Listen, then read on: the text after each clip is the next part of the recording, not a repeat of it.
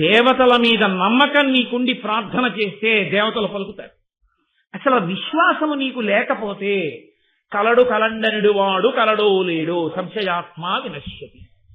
ఆ అనుమానం ఎక్కడుంటుందో ఆ విశ్వాసము లేని చోట ఈశ్వర అనుగ్రహము ఉండదు. ఏదో 10 రాళ్లతో పాటు అదో రాయి అనుకున్న వాడికి కాదు ఈశ్వరానుగ్రహం. ఈశ్వరుడు ఉన్నాడు అని నమ్ముకున్నవాడు ఎవడున్నాడో వాడికి ఈశ్వరానుగ్రహం తప్పకుండా ఉంటుంది. ఆనాడు కాదు, ఈనాడు కాదు, ఏనాడు ఉంటుంది. యథార్థంగా జరిగేయండి. ఒంటి నిండా నగలు దిగేసుకుని రైలు లేట్ అయిపోయి తిరువన్నామలలో దిగి ఒక ఆవిడ పెళ్లికి వెడుతోంది. వెడుతూ ఆటో వాడిని పిలిచి ఫలానా వీధిలో పెళ్లివారింటికి వెళ్ళాలి, తీసుకెళ్ళమని అడిగింది. అడిగితే అలాగేనని ఎక్కించుకుని అతను అరుణాచలం కొండలో ఉన్నటువంటి చెట్లలోకి తీసుకుపోతున్నాడు ఆటో. ఆవిడ బంగారాన్ని ఒలిచి దోచుకుందామని. ఆవిడికి ఏం చెయ్యాలో అర్థం కాలేదు. ఏం చెయ్యాలో అర్థం కాక అరుణగిరి వంక చూసి ఇది స్థూల శివుడు అంటారు కాబట్టి నేను ఇప్పుడు ఆయన పాదాల దగ్గర నిలబడి ఉన్నాను, నేను పరమేశ్వరుడి పాదముల చెంత నిలబడి ఉండగా వీడు నా బంగారం ఒలవగలడా? ఆవిడ ప్రార్థన చేసింది.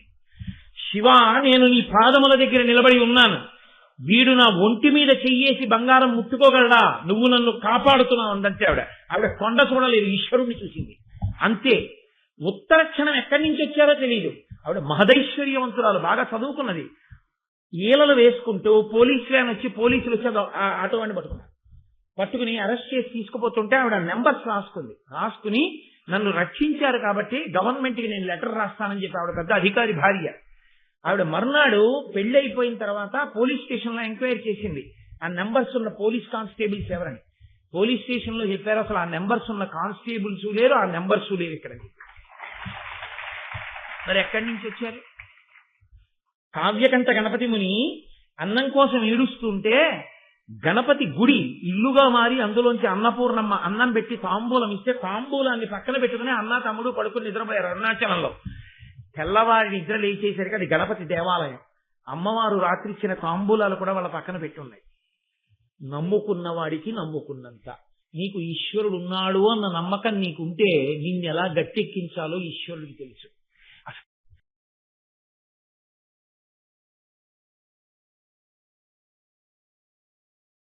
గరుత్మంతుని యొక్క ఆవిర్భావము తర్వాత, ఆయన జన్మించిన తరువాత ఆయన వేగాన్ని చూసి దేవతలు, ఋషులు మరొక అగ్నిహోత్రం అనుకుని ప్రళయకాలంలో ఉదయించేటటువంటి ఆ అగ్నిహోత్రం ఎలా ఉంటుందో, దాని గమన వేగం ఎలా ఉంటుందో అలా ఉన్నటువంటి ఆ గరుత్మంతుని యొక్క స్థితిని చూసి వాళ్ళందరూ అగ్ని సూక్తాలతో ప్రార్థన చేస్తే ఆయన ఆకాశంలో ఒక్కసారి తిరిగి వచ్చి తల్లి అయినటువంటి వినత పాదములకు నమస్కరించి నిలబడినటువంటి స్థితి దగ్గర నేను ప్రసంగాన్ని ఆపి ఉన్నాను. అంతటి బలవంతుడైనటువంటి గరుత్మంతుడు 2వ కుమారుడిగా వినతకి జన్మించాడు అని చూసింది కద్రువ. అసూయ మరింత ప్రబలింది. ఇది ఆ మహాభారతంలో కేవలం కథాంశంగా వినవలసినటువంటి విషయం కాదు. అత్యంత ప్రమాదకరమైనటువంటి పోకడని మనకి మనంగా జాగ్రత్తగా పరిశీలనం చేసుకోవలసినటువంటి విషయం. నా శరీరంలో పుట్టిన పుండే కదా అని పుండుని చక్కగా పోషించి పెద్ద చేస్తే దానిలో నుంచి వచ్చేటటువంటి విషం శరీరంలో రక్తమంతటా ప్రవహించి చిట్ట చివరికి ఆ శరీరాన్ని ఎలా పడగొట్టేస్తుందో అలా అసూయ కూడా ప్రమాదాన్ని తీసుకొస్తుంది. ఇంకా తన శరీరమునందు పుట్టినటువంటి వ్రణం తనని మాత్రమే పడగొడుతుంది, కానీ తన యందు పుట్టినటువంటి అసూయ తనతో పోదు, అది కులక్షయం చేసేస్తుంది. మొత్తం కుటుంబమే నశించిపోతుంది దానివల్ల. ఒక్కొక్కసారి చాలా భయంకరమైనటువంటి ఉపద్రవమే వస్తుంది. అందుకేనేమో అసలు ఈ గరుడోత్పత్తి యందు చాలా చమత్కారమైన విషయాన్ని ఒకదాన్ని ఆవిష్కరించారు వ్యాస భగవానుడు. భూమి లోపలికి వెళ్ళిపోతాయి పాములు, ఆకాశంలో ఎగురుతాయి పక్షులు. భూమి లోపలికి వెళ్ళిపోయే పాముకి ఆకాశంలో ఎగిరే పక్షికి శత్రుత్వం వచ్చింది. అంటే 2 పరస్పర విరుద్ధమైనటువంటి ప్రాణులు. ఒకటి ఎంత కిందకెళ్లాలో అంత కిందకెడుతుంది, ఒక దానికి అసలు ఎగరడమే రాదు. పాము ఎగరదు, పాము బిలాన్ని చూసుకుని దాని లోపలికి వెళ్ళిపోతుంది. పక్షికి దిగడం రాదు, పక్షికి ఎగరడమే వచ్చు. దిగడము అంటూ జరిగితే ఏ విశ్రాంతి కోసమో తప్ప దాని పదము ఎప్పుడు పైకి వెళ్ళడమే. పైకి వెళ్ళే ప్రాణులు ఎవరికి జన్మించాయి? ఎవరికి అసూయ లేదో వారికి పైకి వెళ్ళే ప్రాణులు జన్మించారు, అంటే దేవతాంశ సంభూతులు జన్మించారు. ఎవరికి అసూయ కడుపులో ఉన్నదో అప్పటికి ప్రకటనము కాకపోయినా అది లోపల రగులుకుంటోంది. అసలు అసూయ అన్నది లేకపోతే ఒకరికి ఏదో మంచి జరిగింది అనేటప్పటికి ఎలా ఉద్భుతమైంది? ఉంటే కదా పెరగడం అన్నది. అంతకుముందు అటువంటి వికారము లోపల లేకపోతే వినతకి జరిగిన మేలు చూసి కద్రువ అసూయని వ్యక్తం చెయ్యవలసిన అవసరం లేదు. అది వ్యక్తమైంది వినత యొక్క కోరికని చూసి. అసలు ఆ వ్యక్తము కావడం అనే పరిస్థితి లేకుండా ఉండడం ఇప్పుడు సంభవమై ఉండేది ఆమెకి అసూయ లేకపోతే. అసూయ అంటూ ఉండడం పాములకు తల్లి కావడమే, అంటే కిందకి వెళ్ళిపోయేటటువంటి ప్రాణులకు జననం. ఇక్కడ పాము అనబడేటటువంటి దాన్ని దేవతాపరంగా కానీ, కుండలినీ శక్తిగా కానీ, శ్రీ విద్యాపరంగా కానీ, లేకపోతే ఈశ్వరుని యొక్క ఆభరణ విశేషంగా కానీ అన్వయం చేసేటటువంటి పరిస్థితిలో చూడకూడదు. అది కిందకి వెళ్ళిపోయేటటువంటిది, విషతుల్యమైనటువంటిది, 10 మంది చూసి భయపడేది, అసహ్యించుకునేటటువంటి ప్రాణిగా మాత్రమే పరిగణింపబడవలసి ఉంటుంది. కాబట్టి అధోముఖమైనటువంటి చలనము కలిగినది పాము. అసలు ఎన్నడూ లేచి నిలబడడం కానీ ఎగరడం కానీ తెలియదు. అటువంటివి కొన్ని వేలు పుట్టే కద్రువకి. ఇద్దరే పుట్టారు, ఇద్దరూ ఆకాశంలో తిరిగేవాళ్ళే. అపారమైన తేజోమూర్తులు జన్మించారు.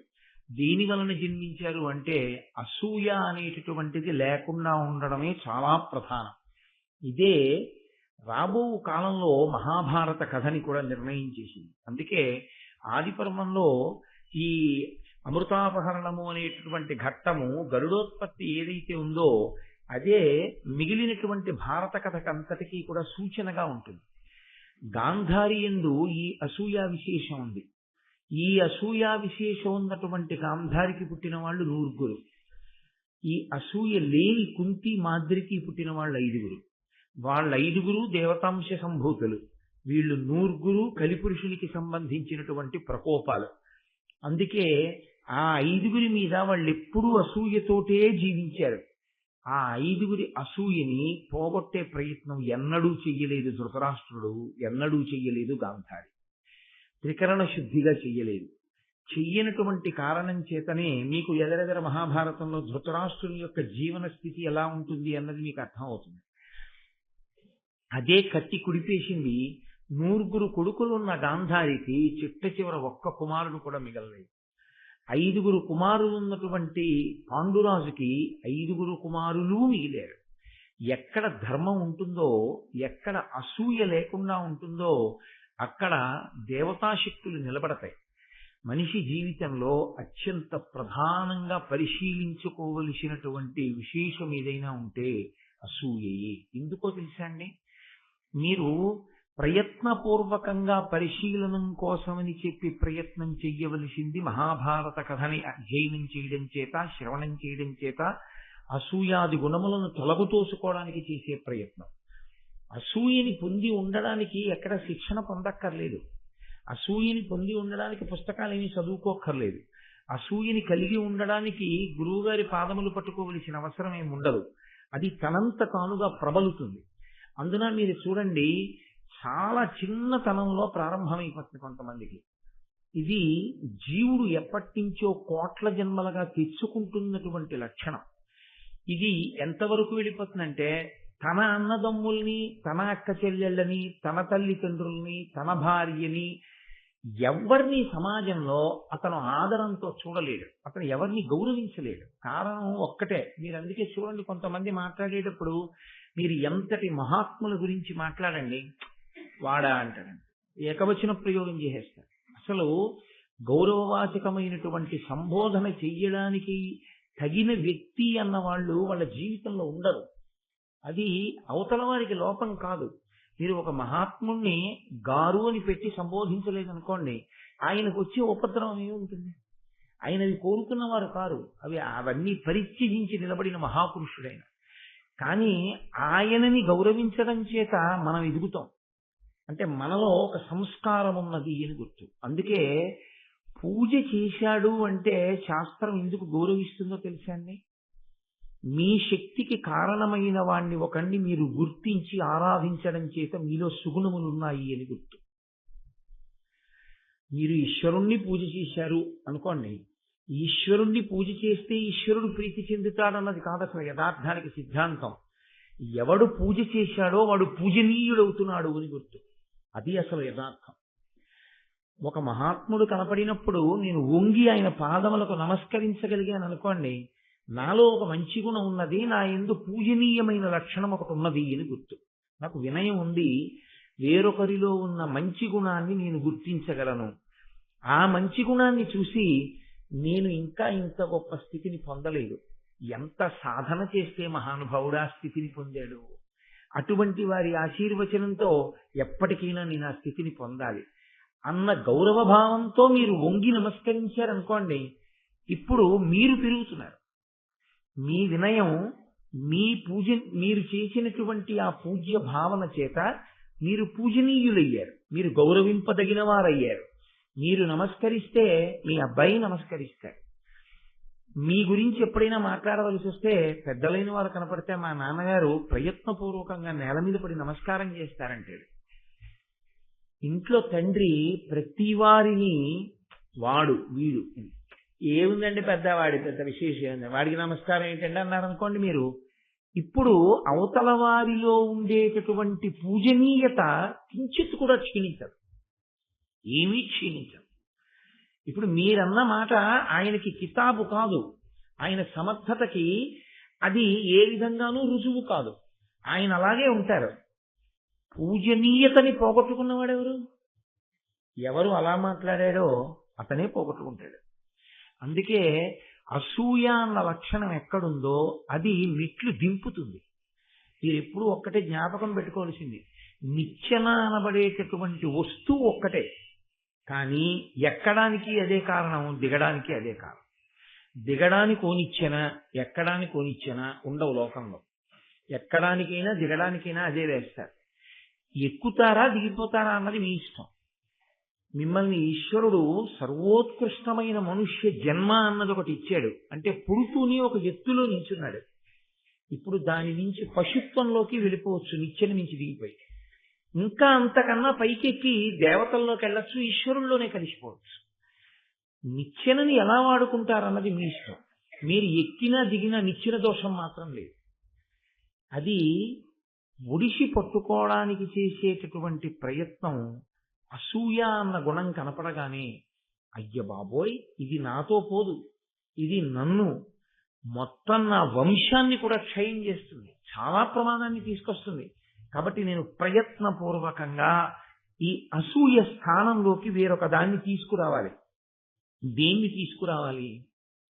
మీరు చాలా జాగ్రత్తగా పరిశీలన చేయవలసి ఉంటుంది. అసూయ కలగడానికి కారణం ఏంటి? ఆయన మీకన్నా గొప్పవాడిగా కనపడడం వల్లనే మీరు అసూయ పొందారు, లేకపోతే అసూయ రాదు. ఇప్పుడు ఆయన గొప్పవాడిగా కనపడడానికి ఏ కారణం వల్ల నిజంగా కనపడ్డాడు? నువ్వు అసూయ కాసేపు పక్కన పెట్టు, పరిశీలన చెయ్యి. లోపల ఒకసారి పరిశీలన చెయ్యాలి. ఆయన ఎందువల్ల గొప్పవాడయ్యాడు? ఏదో ఫలానా విభూతి, ఫలానా కారణం చేత ఆయన గొప్పవాడయ్యాడు. ఆయన క్రమశిక్షణ అటువంటిది, ఆయన సాధన అటువంటిది. శహబాష్. అసూయమాయి ఆయన చేసిన సాధనలో నువ్వు ఎంత సాధన చేయగలవు? ఆయననే ఆదర్శంగా తీసుకుని మనం పైకెక్కగలవా? ఆయనకే నమస్కారం చేస్తూ ఆయనలా తయారు కాగలవా అని మీరు అన్నారనుకోండి, ఇప్పుడు ఆయన ఆదర్శం అయిపోయాడు, అసూయపోయింది.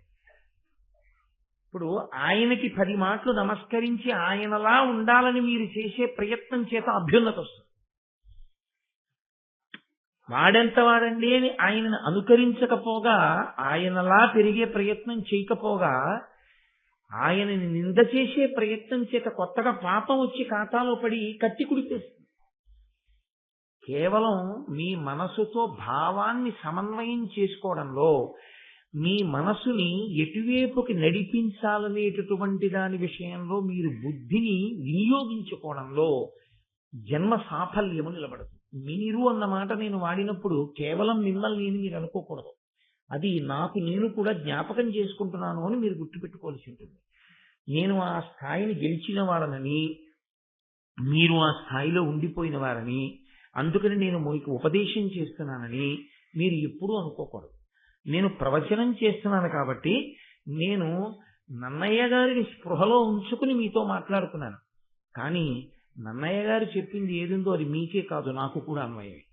కాబట్టి నేను కూడా అసూయ అన్నది నాలో ఎప్పుడైనా తొంగి చూస్తే నేను చెప్పిన మహాభారతమే నాకు మార్గదర్శకం కావాలి. అసూయని తొలగించుకోగలిగిన స్థితిని నేను కూడా పొందాలి అని.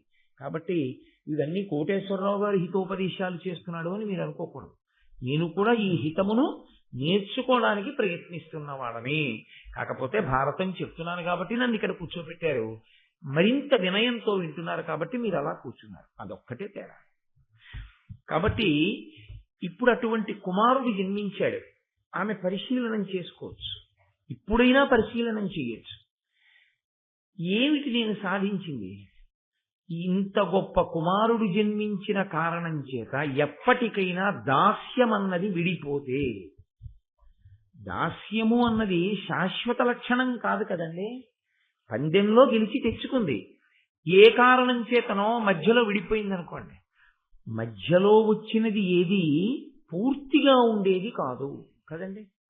లోకంలో ఏదైనా సరే స్వయంభూ అనో మాట, స్వయంభూ అంటే తనంత తాను వెలిసినది అని. స్వయంభూ ఏదో అది ఎప్పుడూ అలాగే ఉండిపోతుంది. స్వయంభూ శివలింగం అంతా కరిగిపోయి అభిషేకంలో ఇంత ముక్కే ఉండిపోయింది అనుకోండి, స్వయంభూ శివలింగం ఉండిపోయింది అనేది. ఇంకా కొత్తగా శివలింగం వెళ్ళిపోయింది ఎక్కడికో అని మీరు అనడానికి ఏమి ఉండదు శాస్త్రంలో. అలాగే ఏది శాశ్వతమో అది ఉంటుంది, ఏది అశాశ్వతమో ఏది మధ్యలో వచ్చిందో అది ఉండేది కాదు. నాకు ఉద్యోగం 20 ఏళ్ల తర్వాత వచ్చింది, నాకు వయసు 20 ఏళ్ళు దాటిన తర్వాత వచ్చింది, నాకున్న ఉద్యోగం 60 ఏళ్ల తర్వాత అయిపోతుంది కాదు. అలా మధ్యలో వచ్చినవన్నీ మధ్యలో వెళ్ళిపోయేవే. దాస్యం కూడా తన కృతకమైన ప్రణాళిక చేత తెచ్చింది వినతకి, ఈశ్వరానుగ్రహం కలగగానే పోతుంది. ఎందుకనంటే మీరు ఒకటి గమనించండి, విడుదల పొందుతోంది వినత, నశించిపోయేటటువంటిది నశింపచేసేదాన్ని పట్టుకుంటోంది కదురు. ఏ అతిశయం ఉందో వినతకి ఆ అతిశయం పోతోంది దాస్యం చేత, అహంకారం పోతోంది. కాబట్టి ఆవిడిప్పుడు ఉన్నతి వైపుకు అడుగులు వేసేస్తోంది. ఒక చెడుగుణం పోతోంది ఆవిడికి, కానీ తనకి ప్రతి క్షణం అసూయని పెంచుకుంటోంది. దీనివల్ల నిన్ననే అనేసింది, ఎక్కడో ఎవరో ఏదో చెయ్యక్కర్లేదు కొత్తగా.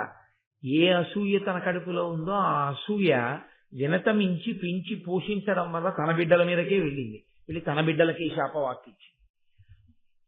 ఏమిటి సాధించుకుంటోంది? మహాభారత సందేశం చాలా ముఖ్యం. ఆ సందేశాన్ని పట్టుకోగలిగితే అది వ్యాస భగవాను యొక్క ఆర్తి, అది నన్నయ్య భట్టారకుని యొక్క ఆర్తి. అందుకని మహానుభావులు మహాభారతాన్ని ఇచ్చింది. ఇది తొలగతోసుకుని అభ్యున్నతి పదంలో నడవాలి. ఆర్షధర్మంలో ఉన్న వాళ్ళ కాదు ఎవరైనా, వాళ్ళు అలా ఆర్షధర్మంలో ఉన్న వాళ్ళ కోసం మాత్రమే రచన ఎప్పుడూ చేయలేదు, వాళ్ళు సమస్త మానవాళి కోసమే రచన చేశారు అని చెప్పవలసి ఉంటుంది. కాబట్టి ఇప్పుడు వినతకి నమస్కరించినటువంటి గరుత్మంతుణ్ణి చూసింది. ఏమవుతాడైనా కొడుకే, తనకిని ప్రేమార దగ్గరకి తీసుకోవచ్చు, కౌగిలించుకోవచ్చు, ముద్దు పెట్టుకోవచ్చు, తొడ మీద కూర్చోబెట్టుకోవచ్చు. నాన్న ఎంతటి బలపరాక్రమవంతుడివిరా, నీలాంటి వాడు కొడుకుగా జన్మించడం వల్ల నేను మీ అమ్మ కూడా అభ్యున్నతిని పొందాం. నీవు పుట్టిన సందర్భంలో నేను మీ అమ్మకు ఒక కానుకిస్తున్నాను, ఇక దాసి కాదు, మేమిద్దరం సహజంగా పుట్టుకతో అక్క చెల్లెళ్ళం. మధ్యలో వచ్చింది పందేలలో ఈ దాస్యం, అది శాశ్వతంగా ఉండవలసిన విషయం కాదు, విడిచిపెట్టేస్తున్నాను అని ఉంటే మహాభారతం ఇంకోలా ఉండేది కాదు. అలా అనలేకపోయింది, కడుపు మరింత మండిపోయింది. ఇటువంటి కుమారుడా, వెంటనే ఆవిడికి వచ్చినటువంటి ఆలోచన ఏమిటో తెలుసా అండి? దాసికి చెందినది కూడా నాకు దాస్యమునకే ఉపయోగపడాలి. ఇది ఆవిడకి వచ్చినటువంటి ఆలోచన. అంటే నేను ఏదైనా ఒక వస్తువుని కొనుక్కున్నాను అనుకోండి, ఆ వస్తువుకి పెరిగే లక్షణం ఉందనుకోండి, ఏ కారణం చేతనన్నా. నేను ఓ 1/4 కిలో శనగలు కొనుక్కున్నానండి, కొనుక్కుని అందులో ఏదో 100 గ్రాములు శనగలు నానబోసాను, ఓ బట్టికెళ్ళి ఏదో కుండీలో వేసాను. ఇప్పుడు మొలకలయ్యి ఇంకొన్ని శనగలు వచ్చాయి, ఎవరివి అవి? అవి కొట్టువాడివండి. అదేంటంటే ఈ శనగలు మాత్రమే నావి, 100 గ్రాముల శనగలు వచ్చిన మళ్ళీ శనగలు ఏమున్నాయో యజమానికి ఇచ్చేయాలని అంటానా? నేను కొన్న శనగల వలన ఉత్పాదమైనటువంటి ఇతర శనగలు ఏమున్నాయో, ఫలసాయముగా వచ్చిన ఇతర శనగలు ఏమున్నాయో అవి కూడా నావే. అలా వ్యక్తులకు కూడా అన్వయం చేసింది ఆవిడ. వినత దాసి అయితే వినతాపుత్రుడు కూడా నాకు దాస్యం చేయవలసిన వాడే. ఇప్పుడు ఇది ఇంకా ఎంత దూరం వెళ్ళిందో తెలుసా అండి?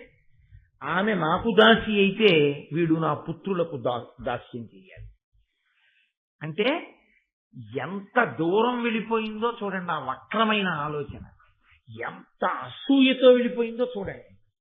వెళ్ళి ఆవిడంది వెంటనే ఆ పిల్లవాడిని చూసి, ఆ గరుత్మంతుణ్ణి చూసి, లోకమంతా మునులకు ఋషులకు దేవతలకు స్తోత్రం చేయవలసిన లక్షణం గరుత్మంతుడిలో కనపడింది. కద్రువకి కనపడలేదు. అంటే ఏమనుకోవాలి? గరుత్మంతుడిలో లేదనుకోవాలా? ఈవిడికి కనపడలేదనుకోవాలా? ఈవిడికి కనపడలేదనవలసి ఉంటుంది. ఈవిడికి కనపడకపోవడం గరుత్మంతుడికి తక్కువతనం మాత్రం కాదు కదా.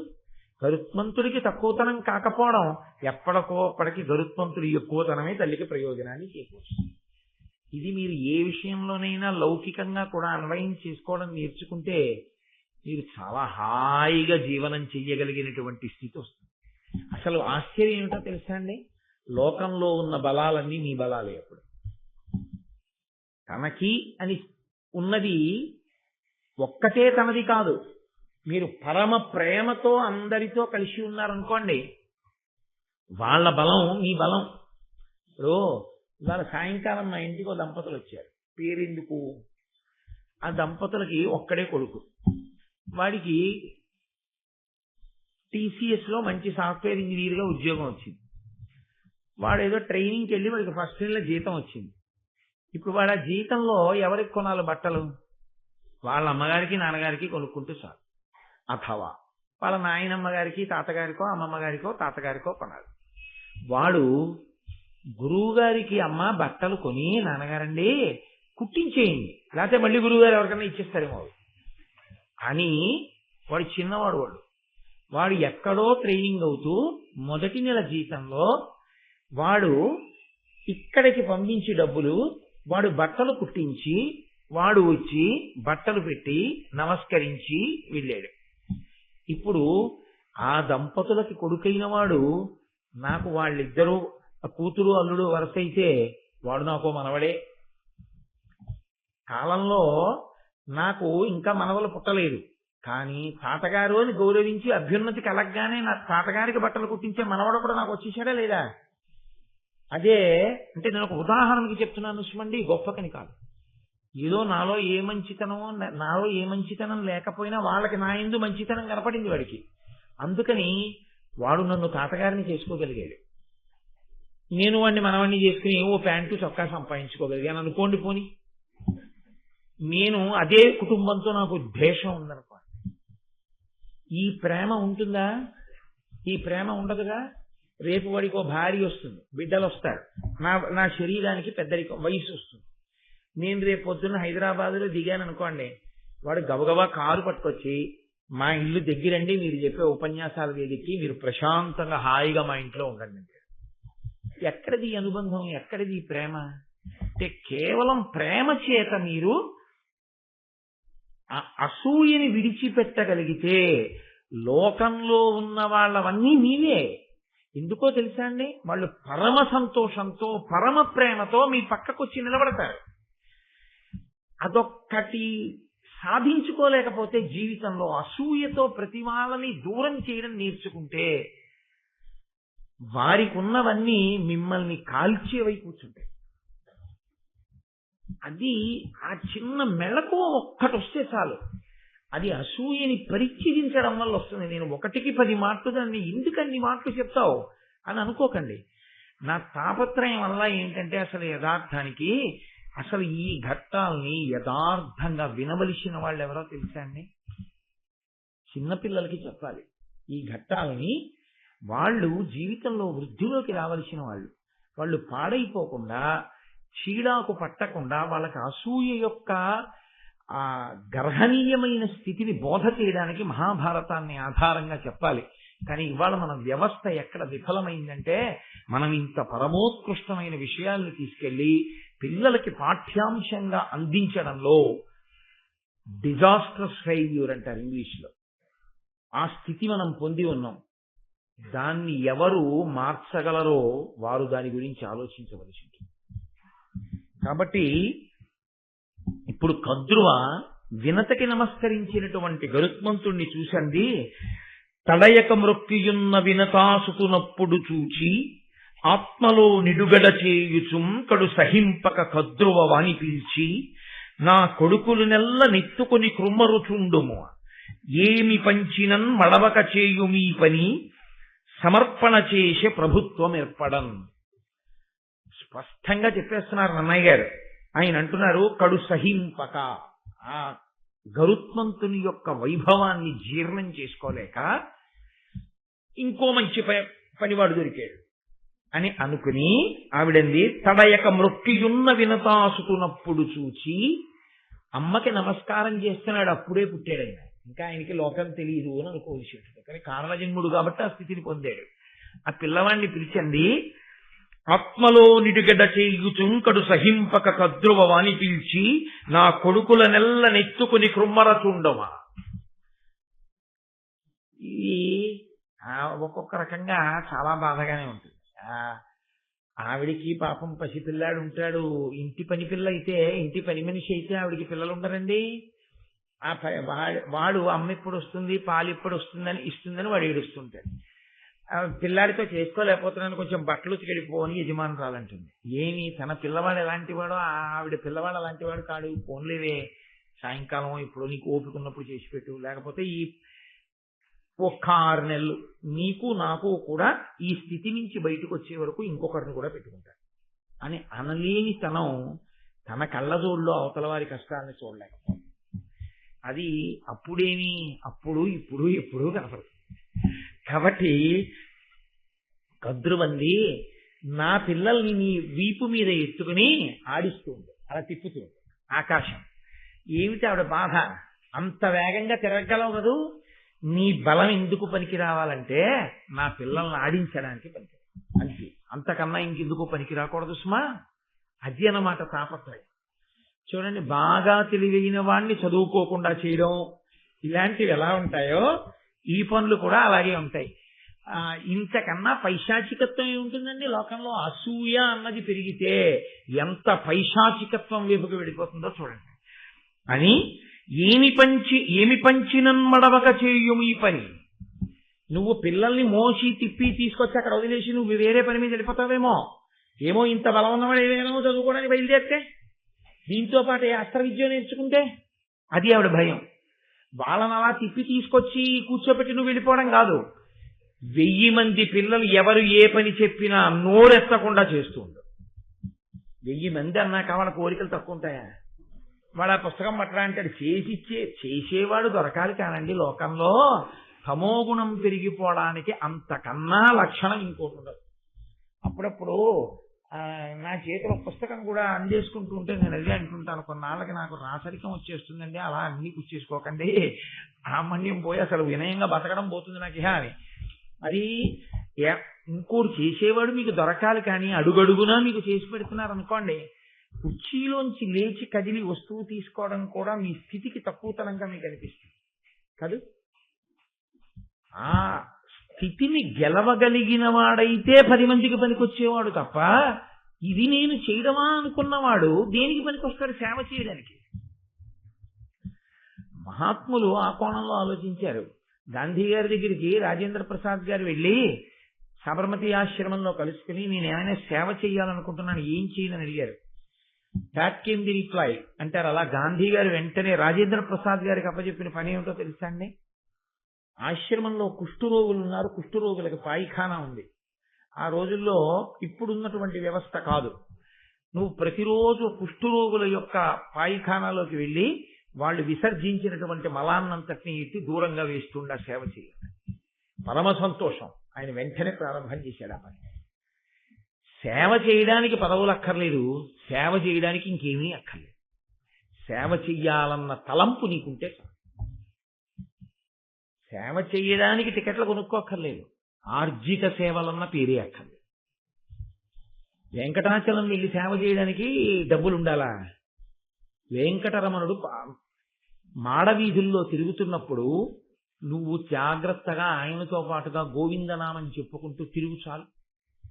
7 కొండలు గోవిందనామం చెప్తూ ఎక్కు చాలు. వెంకటేశ్వర స్వామిని ఒక్కసారి నువ్వు దర్శనం చేసి, నేనే 10 మాటలు దర్శనం చేస్తే నాలాగే అందరూ ఆయనకి బిడ్డలు, అంతమంది చూడాలి కదా. నేను ఒక్కమారు దర్శనం చేసుకుని వెళుతూ ఉంటాను. ఈశ్వరా, నేను నిన్నెన్ని మాటలు చూశానన్నది కాదు, నువ్వు నన్ను చల్లగా చూస్తే చాలు అను. నువ్వు 10 మాటలు చూస్తే అదృష్టమా, ఆయన నిన్ను చూస్తే అదృష్టమా? ఆయన నిన్ను చూడడానికి నువ్వు ఆయన ఒక్కసారి చూడటమే నిజానికి ధర్మం. లక్షల మంది వెనకాల ఆయన్ని చూడడానికి ఉన్నారా? ఏం నువ్వేనా ఆయన బిడ్డడివి? వాళ్ళందరూ కారు. నువ్వు ఒక్కమారే చూడు. నువ్వు ఒక్కమారు చూడడం నేర్చుకుంటే, ఒక్కమారు ఈశ్వర దర్శనం చేసుకుని చాలు ఆయన దృష్టిలో పడ్డాను అని నీకు వచ్చేయడం అలవాటైపోతే అందరూ హాయిగా ఉంటారు. ఇన్ని లఘు, మహాలఘు, అతి లఘు, ఇన్ని పెద్ద పెద్ద విషయాలు కనిపెట్టవలసిన అవసరం ఏముండదు. హాయిగా అందరూ రాముల వారి మేడలోకి వెళ్ళి దర్శనం చేస్తారు. అది లేకే వచ్చింది కదా ఈ దరిద్రం అంతాను. కాబట్టి ఈ పిల్లల్ని ఎత్తుకుని మోస్తూ ఉండు. మోయడం కాదు, వాళ్ళు ఏం చెప్పినా చేస్తూ ఉండు. అంటే ఆయన ఏమంటాడు? ఆయన ఏం అనలేదు. ఎందుకు అనలేదో మీరు గమనించాల్సిమండి. అది చాలా అవసరం. ఎందుకు అనలేదు గరుత్మంతుడు? క్షణోర్మోయి అనలేడేమిటి? అనగలడు, కానీ అనలేదు. ఎందుకు అనలేదో తెలుసా అండి? బిడ్డలకున్న పరానుకరణము. ఇది మీరు గుర్తుపెట్టుకోవాలి. బిడ్డలకి ఎప్పుడూ ఒక లక్షణం ఉంటుంది, పరానుకరణము. పరానుకరణము అంటే అనుకరించుట. మొట్టమొదట వాళ్ళు ఏది ఎలా చేద్దాము అన్న దాని విషయంలో అనుకరిస్తారు. ఈ అనుకరించడానికి వాళ్ళు ఎంచుకునే మొదటి వస్తువు ఏదో తెలుసా అంటే ప్రపంచంలో అమ్మ. అమ్మ ఏం చేస్తుందో అదే చేస్తారు. వాడు అమ్మ నువ్వంటాడు, నాన్న నువ్వంటాడు. అమ్మ అంటుంది తప్పు. నన్ను నువ్వను, నాన్నగారు మీరన్నారు అంటు. నాన్నగారండి మీరంటాడు, అమ్మ నువ్వంటాడు. అమ్మే రక్షకురాలనుకుంటాడు. అమ్మ అంటుంది కాదు, నాకు రక్షకుడు మీ నాన్నగారే, నీకు రక్షకుడు మీ నాన్నగారే. నాన్నగారు అమ్మని దెబ్బలాడతారు, అమ్మ కళ్ళొత్తుకుంటుంది. కొడుకు ముఖం ఎర్రబడిపోతుంది. మీరు చూడండి, ఎప్పుడైనా అమ్మ జోలికి వెడితే నాన్నగారైనా సరే కోప్పడితే పిల్లాడికి చాలా కోపం వచ్చేస్తుంది. ఎర్రబడిపోయిన ముఖంతో ఉంటాడు. అప్పుడు వాడు అమ్మ దగ్గరికి వెళ్ళి, అమ్మ అమ్మ ఎందుకమ్మా నాన్నగారు నిన్ను అలా దెబ్బలాడారు అంటే, నాన్నగారు దెబ్బలాడితే నాన్న ఎప్పుడూ మన మంచికే దెబ్బలాడతారు తప్ప నాన్నగారు అనవసరంగా దెబ్బలాడరు. నాన్నగారు దెబ్బలాడారని నేను ఏడవట్లేదు, నాన్నగారు దెబ్బలాడేంత వరకు నేను ఈ విషయం ఎందుకు తెలుసుకోలేకపోయాను ఏడుస్తున్నాను అని అమ్మందనుకోండి. వాడికి నాన్నగారు దెబ్బలాడేంత వరకు మనం తప్పు తెలుసుకోకుండా ఉండకూడదు, నాన్నగారు దెబ్బలాడే స్థితి ఇవ్వకూడదని తెలుసుకుంటాడు. ఈనాడు సుఖపడ్డానరా, మీ తాత తీసుకెళ్ళి ఆయన చేతిలో పెట్టాడు, పెళ్ళి అయినప్పటి నుంచి ఇంకే, నువ్వైనా నన్ను గట్టెక్కించాలి నాన్న అందనుకోండి. వాడికి ఏం అర్థం అవుతుందంటే ఈ నాన్న శత్రువు అని అర్థం అవుతుంది. నేను యథార్థం మనకి చేస్తున్నాను. పైకి నేను నవ్వుకి సంబంధించిన విషయాన్ని చెప్పానని మీరు అనుకోకూడదు. పాపం విర్రాయిని దెబ్బతినేస్తాడు చిట్ట చివరి వచ్చేటప్పటికే. అమ్మ అలా మాట్లాడకూడదు. అందుకే ఒకవేళ నువ్వు అలా మాట్లాడతావేమో మాట్లాడకు సుమా అని చెప్పి సన్నికలు తొక్కిస్తారు పెళ్లిలో. నువ్వు ఈ రాయి ఎంత గట్టిగా ఉందో నీ మనసు కూడా అంత గట్టిగా ఉంచుకో. నువ్వు అన్న మాట చాలా దూరాలు వెళ్ళిపోతాయి. నువ్వు మా తమ్ముడు గురించి ఏమైనా అంటే కాపురం విడిపోతుంది. మా నాన్న గురించి ఏమైనా అన్నావో రేపు పొద్దున్న నేను మా నాన్నగారు ముఖం చూసుకోవడం మానేసామంటే ఇంకంతకన్నా అన్యాయమైన విషయం ఉండదు. కొన్ని నువ్వు కొత్తగా సంసారంలోకి వస్తున్నావు, బాగా ఒడిసి పట్టుకోసుమా అని సన్నికలు తొక్కిస్తారు. ధర్మం గురించి అంత ప్రయత్నం చేశారు ఋషులు మనకి. కాబట్టి పిల్లలకి ఉండేటటువంటి లక్షణం పరానుకరణం. అమ్మ ఏం చేస్తోందో వాడు చేసేస్తాడు. వాడికి బలం ఉందా బలం లేదా వాడికి అనవసరం. మీరు చూడండి, చాలా సందర్భాల్లో ఇప్పుడంటే లేవు, పూర్వం రోడ్లో బండ పెట్టి పచ్చడి చేస్తుండేవారు. పచ్చడి చేస్తూ ఆ రోజుల్లో వెళ్ళడం అంటే సెల్ ఫోన్ మోగిందని ల్యాండ్ ఫోన్ మోగిందని వెళ్ళడం ఉండేది కాదు. ఆ రోజుల్లో వెళ్ళడం అంటే ఎవరో తలుపు కొట్టారని వెళ్ళేవారు. తలుపు కొట్టారంటే పిల్లాడు బుడిబుడి నడకలతో వచ్చి వాడు రోటిని ఇలా ఓ చేత్తో పట్టును ఓ చేత్తో ఆ బండ వీడికి అందరు ఆ బండ పట్టుకుని ఏదో దంపేసే ప్రయత్నం చేసి ఆ పచ్చిమిరపకాయ ముక్క కళ్ళల్లో పడిపోయి దారుమని ఏడ్చేవాడు. అమ్మ దంచుతోంది, వీడు దంచుతాడు. అమ్మ ఏం చేస్తుందో వాడు చూసి అదే చేసే ప్రయత్నం చేస్తాడు. ఆ విషయంలో వాడి సమర్థత అసమర్థత మరిచిపోతాడు. అమ్మ చెప్తుంది ఇది నువ్వు చేయకూడదు, తప్పు, నాన్న నువ్వు అలా చేయకూడదు, దాని జోలికి వెళ్ళకూడదు. అందుకే అమ్మ దైవం అండి. అమ్మ లేకపోతే, అమ్మ అన్న శబ్దం లోకంలో లేకపోతే ఈ సృష్టి ఆగిపోతుంది. వెంటనే ప్రతి క్షణం దిద్దుతుంది అమ్మ. అలా చెప్పగా చెప్పగా చెప్పగా చెప్పగా వాడు పరిణతి పొందుతాడు. అలా గరుత్మంతుడికి శక్తి లేదా అండి? మరి ఎందుకండి కద్రువు చెప్తే నేనెందుకు చేస్తానని ఎందుకు అడగలేదు? వినత అడగదు. వినత ఆవిడ్ని చూడగానే ఇలా నిలబడింది. ఓ అమ్మలా నిలబడింది, అమ్మలా చేస్తోంది అంటే మనం కూడా అలాగే చెయ్యాలన్నమాట. అంతే. ఇందులో నన్నయ్య గారు వ్యాస భగవానుడు ఎంత దాచారో మీరు అర్థం చేసుకోండి. ఇవన్నీ చెప్పారా అండి నన్నయ్య గారిని మీరు నన్ను అడగకూడదు. చెప్పారు. ఎక్కడ చెప్పారు? చెప్పకుండా చెప్పారు. ఒక్కొక్కసారి చెప్పకుండా ఉన్న భాగం కూడా చెప్పిన భాగమే. ఎందుకో తెలుసా అండి? నేను ఇప్పుడు వాక్య నిర్మాణం చేసి మీతో మాట్లాడుతున్నప్పుడు నా ఊపిరి అయిపోయే వరకు వాక్య నిర్మాణం చేసి మళ్ళీ ఊపిరి కొరకు ఊపిరి తీసుకునేటప్పుడు మధ్యలో ఒకసారి ఆగుతాను. ఇది ఇప్పుడు ఆగలా, మళ్ళీ ఊపిరి తీసుకుని వాక్య నిర్మాణం చేస్తాను. కోటేశ్వరరావు గారు చెప్పిన ఉపన్యాసం అనగా ఆ మధ్యలో ఉన్న ఖాళీలు తీసివేయవలను అంటారండి మీరు. ఇదంతా కూడా ఉపన్యాసమే కాదు. అలాగే అమ్మని అనుకరించుట అన్న మాట గురించి నన్నయ్య గారు ఎక్కడ చెప్పారని అనకూడదు. అంత బలం ఉన్నవాడు కద్రువు చెప్తే చేశాడు అంటే వినత చేసింది కాబట్టి చేశాడు.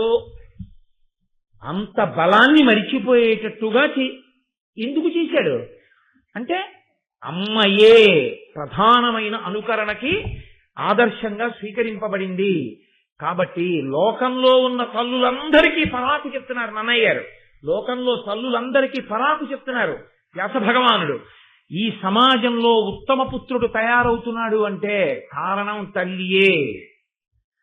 అందుకే గర్భాలయమే అది ఆలయం. అది ఆమె వలన తయారవుతాడు. మహాపురుషుడు తయారవ్వాలంటే ఆవిడ వలనే. తల్లి అన్న ఒక్క మాట ఎంతంత దూరమో వెళ్ళిపోయి మహాపురుషులు తయారయ్యారు. శివాజీకి చిన్నతనంలో నేర్పింది తల్లి.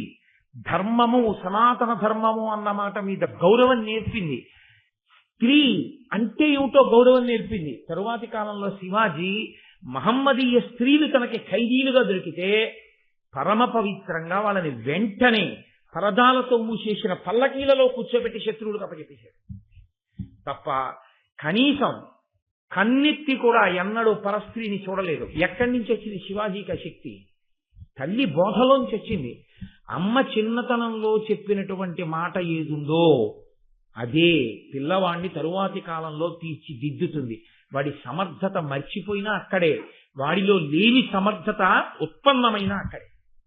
అక్కడే వస్తుంది. అసలు సంస్కారం అనేటటువంటిదంతా అక్కడే ప్రారంభం అవుతుంది. కాబట్టి అంత గొప్ప విషయాన్ని ప్రతిపాదన చేస్తున్నారు. ఇప్పుడు గరుత్మంతుడు ఆపన్నగ ముఖ్యుల తన వీపున పెట్టుకుని పరచి విపినములు మహాద్వీపములు గిరులు అఖిల దిశాపాలపురములు చూపే చనవరలకు. ఈ పావులన్నింటినీ వీపు మీద ఎక్కించుకునేవాడు. ఆయనకి 1000 పావులు లెక్క. ఈ 1000 పావుల్ని వీపు మీద ఎక్కించుకుని రండి మిమ్మల్ని అలా తిప్పుకొస్తాననేవాడు. ఈ తిప్పు రావడం అనేటటువంటి మాట ఉంది చూశారు, ఇదో చాలా చమత్కారమైన మాట వస్తుందండి. కాసేపు పిల్లాడిని అలా తిప్పి తీసుకురావే పనుంది అంటే. ఎవరో వచ్చి ఇంట్లో మాట్లాడుతున్నారు అనుకోండి, పిల్లాడు అల్లరి చేస్తున్నాడు అనుకోండి, వెంటనే కాసేపు పిల్లాడిని అలా తోటలో తిప్పి తీసుకురావే, వీళ్ళతో మాట్లాడి పంపించేస్తారు. ఈ దిక్కుమాలను తిప్పి తీసుకురావడం, ఈ దిక్కుమాలను తిరగడం అన్న అలవాటు ఉండి చూశారు. ఇది పనున్నా లేకపోయినా రోడ్ల మీద తిరగడం అలవాటు అవ్వడం వల్ల ఇన్ని ప్రమాదాలు. అసలు నిజంగా అంత తిరగడానికి సమయం ఎక్కడుందండి? ఎంత వాంగ్మయం, ఎంత సాహిత్యం, ఎన్ని పుస్తకాలు, ఎంత చదువు, ఇన్ని పుస్తకాలు చదివినా, ఎన్ని విన్నా, ఎన్ని చూస్తున్నా, అబ్బా ఏమి ఆనందం, ఎంత సంతోషం అనుకున్ననాడు వెళ్ళరా ఫలానా చోటికన్నా కూడా ఎందుకండి అనవసరంగా తిరుగుడు, వద్దండి కూర్చుని చదువుకుంటాను కాసేపు అంటాడు. అసలు కూర్చుని చదువుకోవడం అనేటటువంటి అలవాటు ఎప్పుడు పోయిందో అప్పుడే ఈ ప్రారంభ కర్మ అంతా వచ్చింది. ఈ చదువు అన్న శబ్దం బోరు కొట్టేస్తోందండి. How to kill the time అంటాడు. You need not kill the time, time kills you and day comes. మనం టైంని కిల్ చేసేది టైమే కిల్ చేస్తుంది. కిల్ చేయగలిగిందే టైం. అక్కర్లేని మాటలన్నీ వచ్చేస్తాయి దాంట్లోంచి. కాబట్టి అదిగో తిప్పుకురా అంటే అప్పటి నుంచి ఇప్పటి వరకు ఇదే లక్షణాలు నడుస్తున్నాయి మహాభారతంలో ఉన్నవే. అందుకని పాపం ఆయన తిప్పడం అంటే ఏదో పక్క సందులోనూ తోటలోనూ తిరిగేంత తక్కువ శక్తి కాదయింది. కాబట్టి ఆయన ఏం చేసేవాడంటే వీపున పెట్టుకొని పరచి విపినములు మహాద్వీపములు ఓసారి అలా ఎగిరాడంటే ఓ దండకారణ్యం అయిపోయేది. అక్కడి నుంచి 4 కులపర్వతాల మీదకి దీపాల మీదకి వెళ్ళిపోయేవాడు. గిరులు పెద్ద పెద్ద కొండలు చూపించేసేవాడు. అక్కడి నుంచి దిశాపాలపురములు దిక్పాలకుల యొక్క పురాలు అంటే 8 దిక్కుల చివరలకి తీసుకెళ్లి ఆ దిక్పాలకుల యొక్క పురాలు చూపించి తీసుకొచ్చేస్తుండేవాడు. శివరాత్రి నాడు 5 యాత్రలు 5 క్షేత్రాలు చూపించేస్తామనేది ఉంటుంది చూసారా ప్యాకేజ్. అలా ఇవాళ మిమ్మల్ని నైరుతి దిక్కుకి తీసుకెళ్లి అక్కడ స్థావరం చూపిస్తానని ఓ అరగంటలో అలా వెళ్ళి, అరగంట అంటే తప్పే ఆయనకి, ఒక క్షణంలో 1,00,000 యోజనముల దూరాన్ని క్షణంలో వెళ్ళాడు ఆయన. అలా వెళ్ళి ఇలా వచ్చేసాడు. ఆ పిల్లలందరికీ గరుత్మంతుడు అన్నగారిగా లేదా గరుత్మంతుడు తమ్ముడిగా లభించడం వల్ల వచ్చిన అదృష్టం ఏంటంటే వాళ్ళు భూమిని అంతటినీ చూసేశారు. వాళ్ళు అన్ని చోట్ల వాళ్ళు చూడండి లేదు 5 పైసలు టికెట్ లేకుండా. అంటే ఫ్రీ కన్వీనియన్స్ చోటు దొరికింది కదా వాళ్ళకి. అందుకని హాయిగా తిరిగి వస్తున్నారు. ఇంకా పిల్లలకి పాడైపోవడానికి ఇంతకన్నా అదృష్టమైన వస్తువు ఇంకోటి లేదు. వాడికి మీరు అక్రమాలినటువంటివి కొనిచ్చేసి పిల్లాడు ఏడుస్తున్నాడండి మారాం చేస్తున్నాడండి అందుకు కొనిచ్చేసామండి అని 18, 16 ఏళ్ల వరకో 17 ఏళ్ల వరకో హీరో హోండా ఒకటి కొనిచ్చేస్తే వాడు 90 కిలోమీటర్ల స్పీడ్ లో ఇలా భుజాలు ముడుచుకుని స్పాండలైటిస్ పేషెంట్ లా వెళ్ళిపోవడానికి అలవాటు పడిపోతే ఏదో ఒకనాడు ఇంటెన్సివ్ కేర్ యూనిట్ లో తేలిపోతాడు. పాపం తల్లిదండ్రులు నోరు మొయ్యి, నేను 40 ఏళ్ళకి తొక్కాను మోటార్ సైకిల్, నీకెందుకు ఇవ్వను, నడు కాలినడకల వెళ్ళడం అలవాటు చేసుకో, లేకపోతే పెరగవలసిన వయస్సు సైకిల్ తొక్కు, నీకు వ్యాయామం. మోటార్ సైకిల్ ఏంటి నీకు ఇవ్వను. నీకు తెలుసా మహాపురుషులు ఈ దేశంలో ఎంత కష్టపడి పీకొచ్చారో? ఒకానొకప్పుడు లాల్ బహదూర్ శాస్త్రి గారిని కాశ్మీర్ వెళ్ళమని జవహర్లాల్ నెహ్రూ గారు పిలిచి చెప్తే ఆయన తడబడుతుంటే, ఏం శాస్త్రిజీ భయపడుతున్నారా కాశ్మీర్ వెళ్ళడానికి? అక్కడంతా అల్లరిగా ఉందని ఎందుకు భయపడుతున్నారు వెళ్ళడానికి? ఏం అలా తటపటాయిస్తున్నారు అని అడిగితే, నేను వెళ్ళలేక కాదు, కాశ్మీర్లో చలి తట్టుకోవడానికి కావలసిన స్వెట్టర్ లేదు నాకని చెప్పాడు. అటువంటి మంత్రులు పరిపాలించిన దేశం, అటువంటి మహానుభావులరా, అటువంటి మహాపురుషులు పరిపాలించినటువంటి నేల. లాల్ బహదూర్ శాస్త్రి గారు ప్రధానమంత్రి చేసిన కాలంలో వాళ్ళ పిల్లలు వీధిలోకి వెళ్ళి బస్ స్టాప్ దగ్గర నిలబడి బస్సులో వెళ్ళి చదువుకున్నారు తప్ప అఫీషియల్ కార్ ఎక్కి ప్రధానమంత్రి కారులో పిల్లలు వెళ్ళి చదువుకోవాలి. మన దరిద్రం ఏమిటంటే లాల్ బహదూర్ శాస్త్రి గారి గురించి ఎక్కడా పిల్లలకి చెప్పుకునే స్థితి మనకి లేకపోవడం వల్ల. అటువంటి మహాపురుషులు పుట్టిన భూమి. నేను ఎంత కష్టపడితే ఈ డబ్బు సంపాదించానో తెలుసా? నీకెందుకురా మోటార్ సైకిల్? నడవలేవా? సైకిల్ తొక్కలేవా? తొక్కు సైకిల్. నీ సైకిల్లో గాలి నువ్వు కొట్టుకోలేవా? సైకిల్ పంపు కొనిస్తాను, కొట్టు గాలి. ఏం ఒంట్లో ఓపిక ఉందిగా, కొట్టుకో గాలి అని తండ్రి పిల్లలు అనగలిగితే పిల్లలు విచ్చలవిడిగా తిరగరు. పిల్లలు తిరుగుతున్నారంటే పిల్లల్ని అని ప్రయోజనం లేదు. పిల్లలకి చెప్పగలిగితే వాళ్ళు వింటారు. మనకి ముద్దన్న పేరు మురిపెమన్న పేరు ఉంటుంది, అందులో సమస్తమైనటువంటి కుసంస్కారాలు వచ్చేస్తాయి. కాబట్టి ఈయనే ఉండలేడు 78 ఛానల్స్ లేకపోతే పిల్లాడు చూస్తే తప్పే. కాబట్టి ఆ రోజుల్లో గరుత్మంతుడు దొరికాడు, వాళ్ళకి చదువా సంధ్య తిరగడమే పని, వాళ్ళు తిరుగుతున్నారు. ఇప్పుడు మోటార్ సైకిల్ ఇచ్చిన తండ్రి ఎటువంటి వాడో అప్పుడు గరుత్మంతుడిని అప్పచెప్పి తిరగమన్న కద్దురు అటువంటి. కాబట్టి వాళ్ళు అవన్నీ తిరుగుతున్నారు, చూస్తున్నారు, వస్తున్నారు, తింటున్నారు, పడుకుంటున్నారు, ఆడుకుంటున్నారు. చేసి పెట్టడానికి వినత, తిప్పడానికి గరుత్మంతుడు బాగా దొరికారు. ఇంతకన్నా జీవితానికి అభ్యున్నతి ఏమిటి సాధించాలనుకుంటోంది కద్రువ. ఇది ప్రమాదం అక్కడ వచ్చింది. కాదు ఇలా ఉండకూడదు అని ఆవిడ అనుకుని ఉండుంటే, ఏదో వాడంతా ముచ్చట పడుతున్నాడు కొందరు మోటార్ సైకిల్ అనని తల్లి అయ్యి ఉంటుంది కాదు. కాబట్టి అంటే నేను దాన్ని యథార్థంగా ఇవాల్టి సమాజానికి అన్వయం చేయడానికి ఆ మాట వాడుతున్నాను అని మీరు అర్థం చేసుకోవాల్సి ఉంటుంది తప్ప నేను ఎవరిని వ్యక్తిగతంగా అంటలేదు అని మీరు గుర్తుపెట్టుకోవాల్సి ఉంటుంది. ఇప్పుడు రోజు తిప్పుతున్నాడు, తీసుకొస్తున్నాడు, చక్కగా కాలం గడిచిపోతోంది. ఒక రోజు ఆయన ఏం చేశాడంటే, అక్కడికి వెళ్ళినా ఈశాన్య దిక్కుకి వెళ్ళినా చూసేశాం కదా, నైరుతి దిక్కు చూసేశాం కదా, ఇది చూసేశాం కదా అన్న మాట ఒకటి ఉంటుంది. కాబట్టి ఇక మళ్ళీ వాడు అక్కడికి వెళ్ళడు. తిరుపతి అయినా సరే, నాతో కొంతమంది అంటుంటారు, తిరుపతి వెళ్ళినప్పుడు అక్కర్లేదు కానీ మీరు ఇంకెక్కడికైనా వెళ్ళినప్పుడు చెప్దురు అంటారు. అంటే నాకు చాలా ఆశ్చర్యంగా ఉంటుంది. తిరుపతి వెళ్ళినప్పుడు ఎందుకు వద్దు అన్నాను అనుకోండి, తిరుపతి చాలా మాటలు చూసామండి, తిరుపతి చాలా మాటలు చూశారా అని మీరు తీర్థం పేరు అడిగారంట. అది ఎక్కడుందండో, ఏమిటి చూసేశారు? వాడు చూసేసాట తిరుపతి, ఇంకా అక్కర్లేదు వాడికి జీవితం. తిన్నన్నం ఎందుకు తింటున్నావు మరి అంటే, చూసేశాం కదా అనడం ఒక లక్షణం.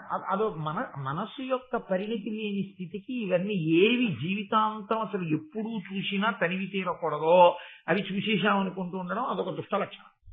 కాబట్టి అలా వెళదామా, దక్షిణ దిక్కుకి చూసేశాం, ఉత్తర దిక్కుకి చూసేశాం, మరి ఇంకా చూడందే ఉంది. ఆ పైకి సూర్యుడి దాకా వెళ్ళలేదు. మీ కర్మ ఎక్కడికి తీసుకెడతానన్నాడు. ఆయనకేం పోయింది, ఎక్కారు, బయలుదేరారు, సూర్యుడి వైపుకి పెడుతున్నాడు గరుత్మంతుడు. ఆయన అంటే తట్టుకుంటాడు, వీళ్ళకు ఉండద్దు ఆ శక్తి. నాన్నగారండి 100 కిలోమీటర్లు డ్రైవ్ చేసేయండి నాన్నగారండి, ఇంకా స్పీడ్గా వెళ్ళిపోవాలని నాన్నగారండి, ఆ కార్ దాటియాలి నాన్నగారండి అని అనుకోండి, నోరు మొయ్యి అనాలి తండ్రి, గట్టిగా పట్టు కూర్చో వెళ్ళిపోదాం అన్నాడు అనుకోండి. వెనకాల వాడికి బేజారు వచ్చిన తర్వాత ఆపడానికి ఉండదు, గేర్లు మార్చాలి, యాక్సిలేటర్ తగ్గించాలి, బ్రేక్ వెయ్యాలి, అది తగ్గాలి స్పీడ్. ఈలోగా వాడి కింద పడిపోతే కళ్ళు తిరిగి. కాబట్టి డ్రైవ్ చేసేవాడికి ఉన్నంత నైపుణ్యం కూర్చున్న వాడికి ఉండాలని ఎక్కడ ఉంది. కాబట్టి అలా అడగకూడదని కద్దురు అన్నా చెప్పాలి. వాళ్ళు ఏం చెప్తే చెయ్యని చెప్పింది, ఆయన తప్పే ఉంది. సూర్యుడి దగ్గరికి తీసుకెళ్ళి అన్నారు, రెండు ఎక్కండి అన్నాడు. తీసుకెళ్ళడం మొదలుపెట్టాడు. మొదలు పెడితే ఆ సూర్యమండలానికి దగ్గరగా వెళ్ళిపోతున్నారు. ఇంకా బాగా దగ్గరగా వెళ్ళలేదు. గరుత్మంతుడు హాయిగా ఉన్నాడు. ఆయనకి ఈ పిల్లలు ఏమైపోయారంటే శుభ్రంగా మాడి మసి అయిపోయి పైనుంచి కింద పడిపోయారు. అందులో బతికిన వాడు లేడు, చచ్చిపోయి కింద పడిపోయారు. చిత్రం ఏమిటంటే ఆవిడ తప్పు పట్టింది గరుత్మంతుడు. ఎంత బుద్ధి లేని వాడివిరా, నీకు బుద్ధి ఉండద్దండి. అసలు నిజంగానండి ఎంత ఆశ్చర్యంగా ఉంటాయో ఇవన్నీ. అది గడుసుతనం అనుకుంటారు కానీ చిచి ఇలా జీవించకూడదు, ఇలా మాట్లాడకూడదు అనేటటువంటి పరిస్థితి ఉండదు కొంతమంది దగ్గర. రే మేకు కొట్టాలి, పక్కింటికి వెళ్ళి శక్తి పట్టరా అంటే ఆ కొడుకెళ్ళి ఆ పక్కింట్లో అడిగి వచ్చి అన్నాడు, నాన్నగారండి వాళ్ళకి శుద్ధి ఉందిట కానీ ఇవ్వరట. అంటే ఏం ఎందుకు ఇవ్వరు? మేకులు కొడితే వాళ్ళ శుద్ధి సొట్టలు పడుతుందట, అందుకని ఇవ్వరు. శుద్ధి సొట్టలు పడుతుందా మేకు కొడితే? ఎంత స్వార్థం రా, మన శుద్ధే ఉంది పట్టరాదుగో గూట్లో. అంటే దానికి ఏమి ఇంకా చాలా గడుసుతనంతో మాట్లాడుతున్నాం. మనం ఎవరి మీద తప్పు తోసేశామన్న దాని గురించిన తాపత్రయమే తప్ప అసలు మనం ఇలా మాట్లాడచ్చా అనేటటువంటి ధోరణి ఏమీ ఉండదు లోకంలో. కాబట్టి ఆవిడ గరుత్మంతుణ్ణి తప్పు పట్టి, పిల్లలు అడిగితే మాత్రం నువ్వు తీసుకెళ్ళండి, మరి ఆవిడేగా చెప్పింది తీసుకెళ్ళమని. పిల్లలందరూ చచ్చిపోయారు, నీవు బుద్ధిహీనుడవు, నీకు బుద్ధి లేదు అని నింద చేసి ఆవిడ దేవేంద్రుణ్ణి ప్రార్థన చేసింది. నరసుర సిద్ధకిం పురుష నాగ నభశ్చర ముఖ్యులెల్లా నీ కరుణయ వీచిమండ్రు, త్రిజగంబులు నీ కులిశాభిరక్షణ స్ఫురణన చేసి సుస్థిరత పొందు పురంధర సర్వలోక సుందర శరణంబు నాకగుము దానవసూదన పకశాసన అంటే ఇంద్రుణ్ణి స్తోత్రం చేస్తూ, ఓ లోకసుందర మహానుభావ, దేవతలు, కిన్నెరులు, కింపురుషులు మొదలైన వాళ్ళందరూ కూడా నిన్ను అనువర్తించి నీ యందు భక్తితో ఉండి నీ శాసనాన్ని ఔదల దాల్చి అభ్యున్నతిని పొందుతూ ఉంటారు. ఇవాళ నా కుమారులు సూర్యమండలం వైపుకు వెళ్ళబోయి ఆయన యొక్క తీవ్రమైన వేడి చేత శరీరాన్ని విడిచిపెట్టి కింద పడిపోయారు, మరణించారు. కాబట్టి నీవు వాళ్ళందరినీ బ్రతికించవలసింది అని శరణాగతి చేసి ఆయన్ని ప్రార్థన చేసింది. త్రికరణ శుద్ధిగా ప్రార్థన చేసినప్పుడు పలకడం దేవతల యొక్క లక్షణం. అందుకే ఎప్పుడైనా ఈశ్వరానుగ్రహం కలగలేదు అంటే దానికి కారణం మీరు ఈశ్వరుణ్ణి సరిగ్గా నమ్మి పూజించలేదు అని గుర్తు తప్ప ఈశ్వరుడు ఎందు దోషమున్నది అని మీరు అనకూడదు.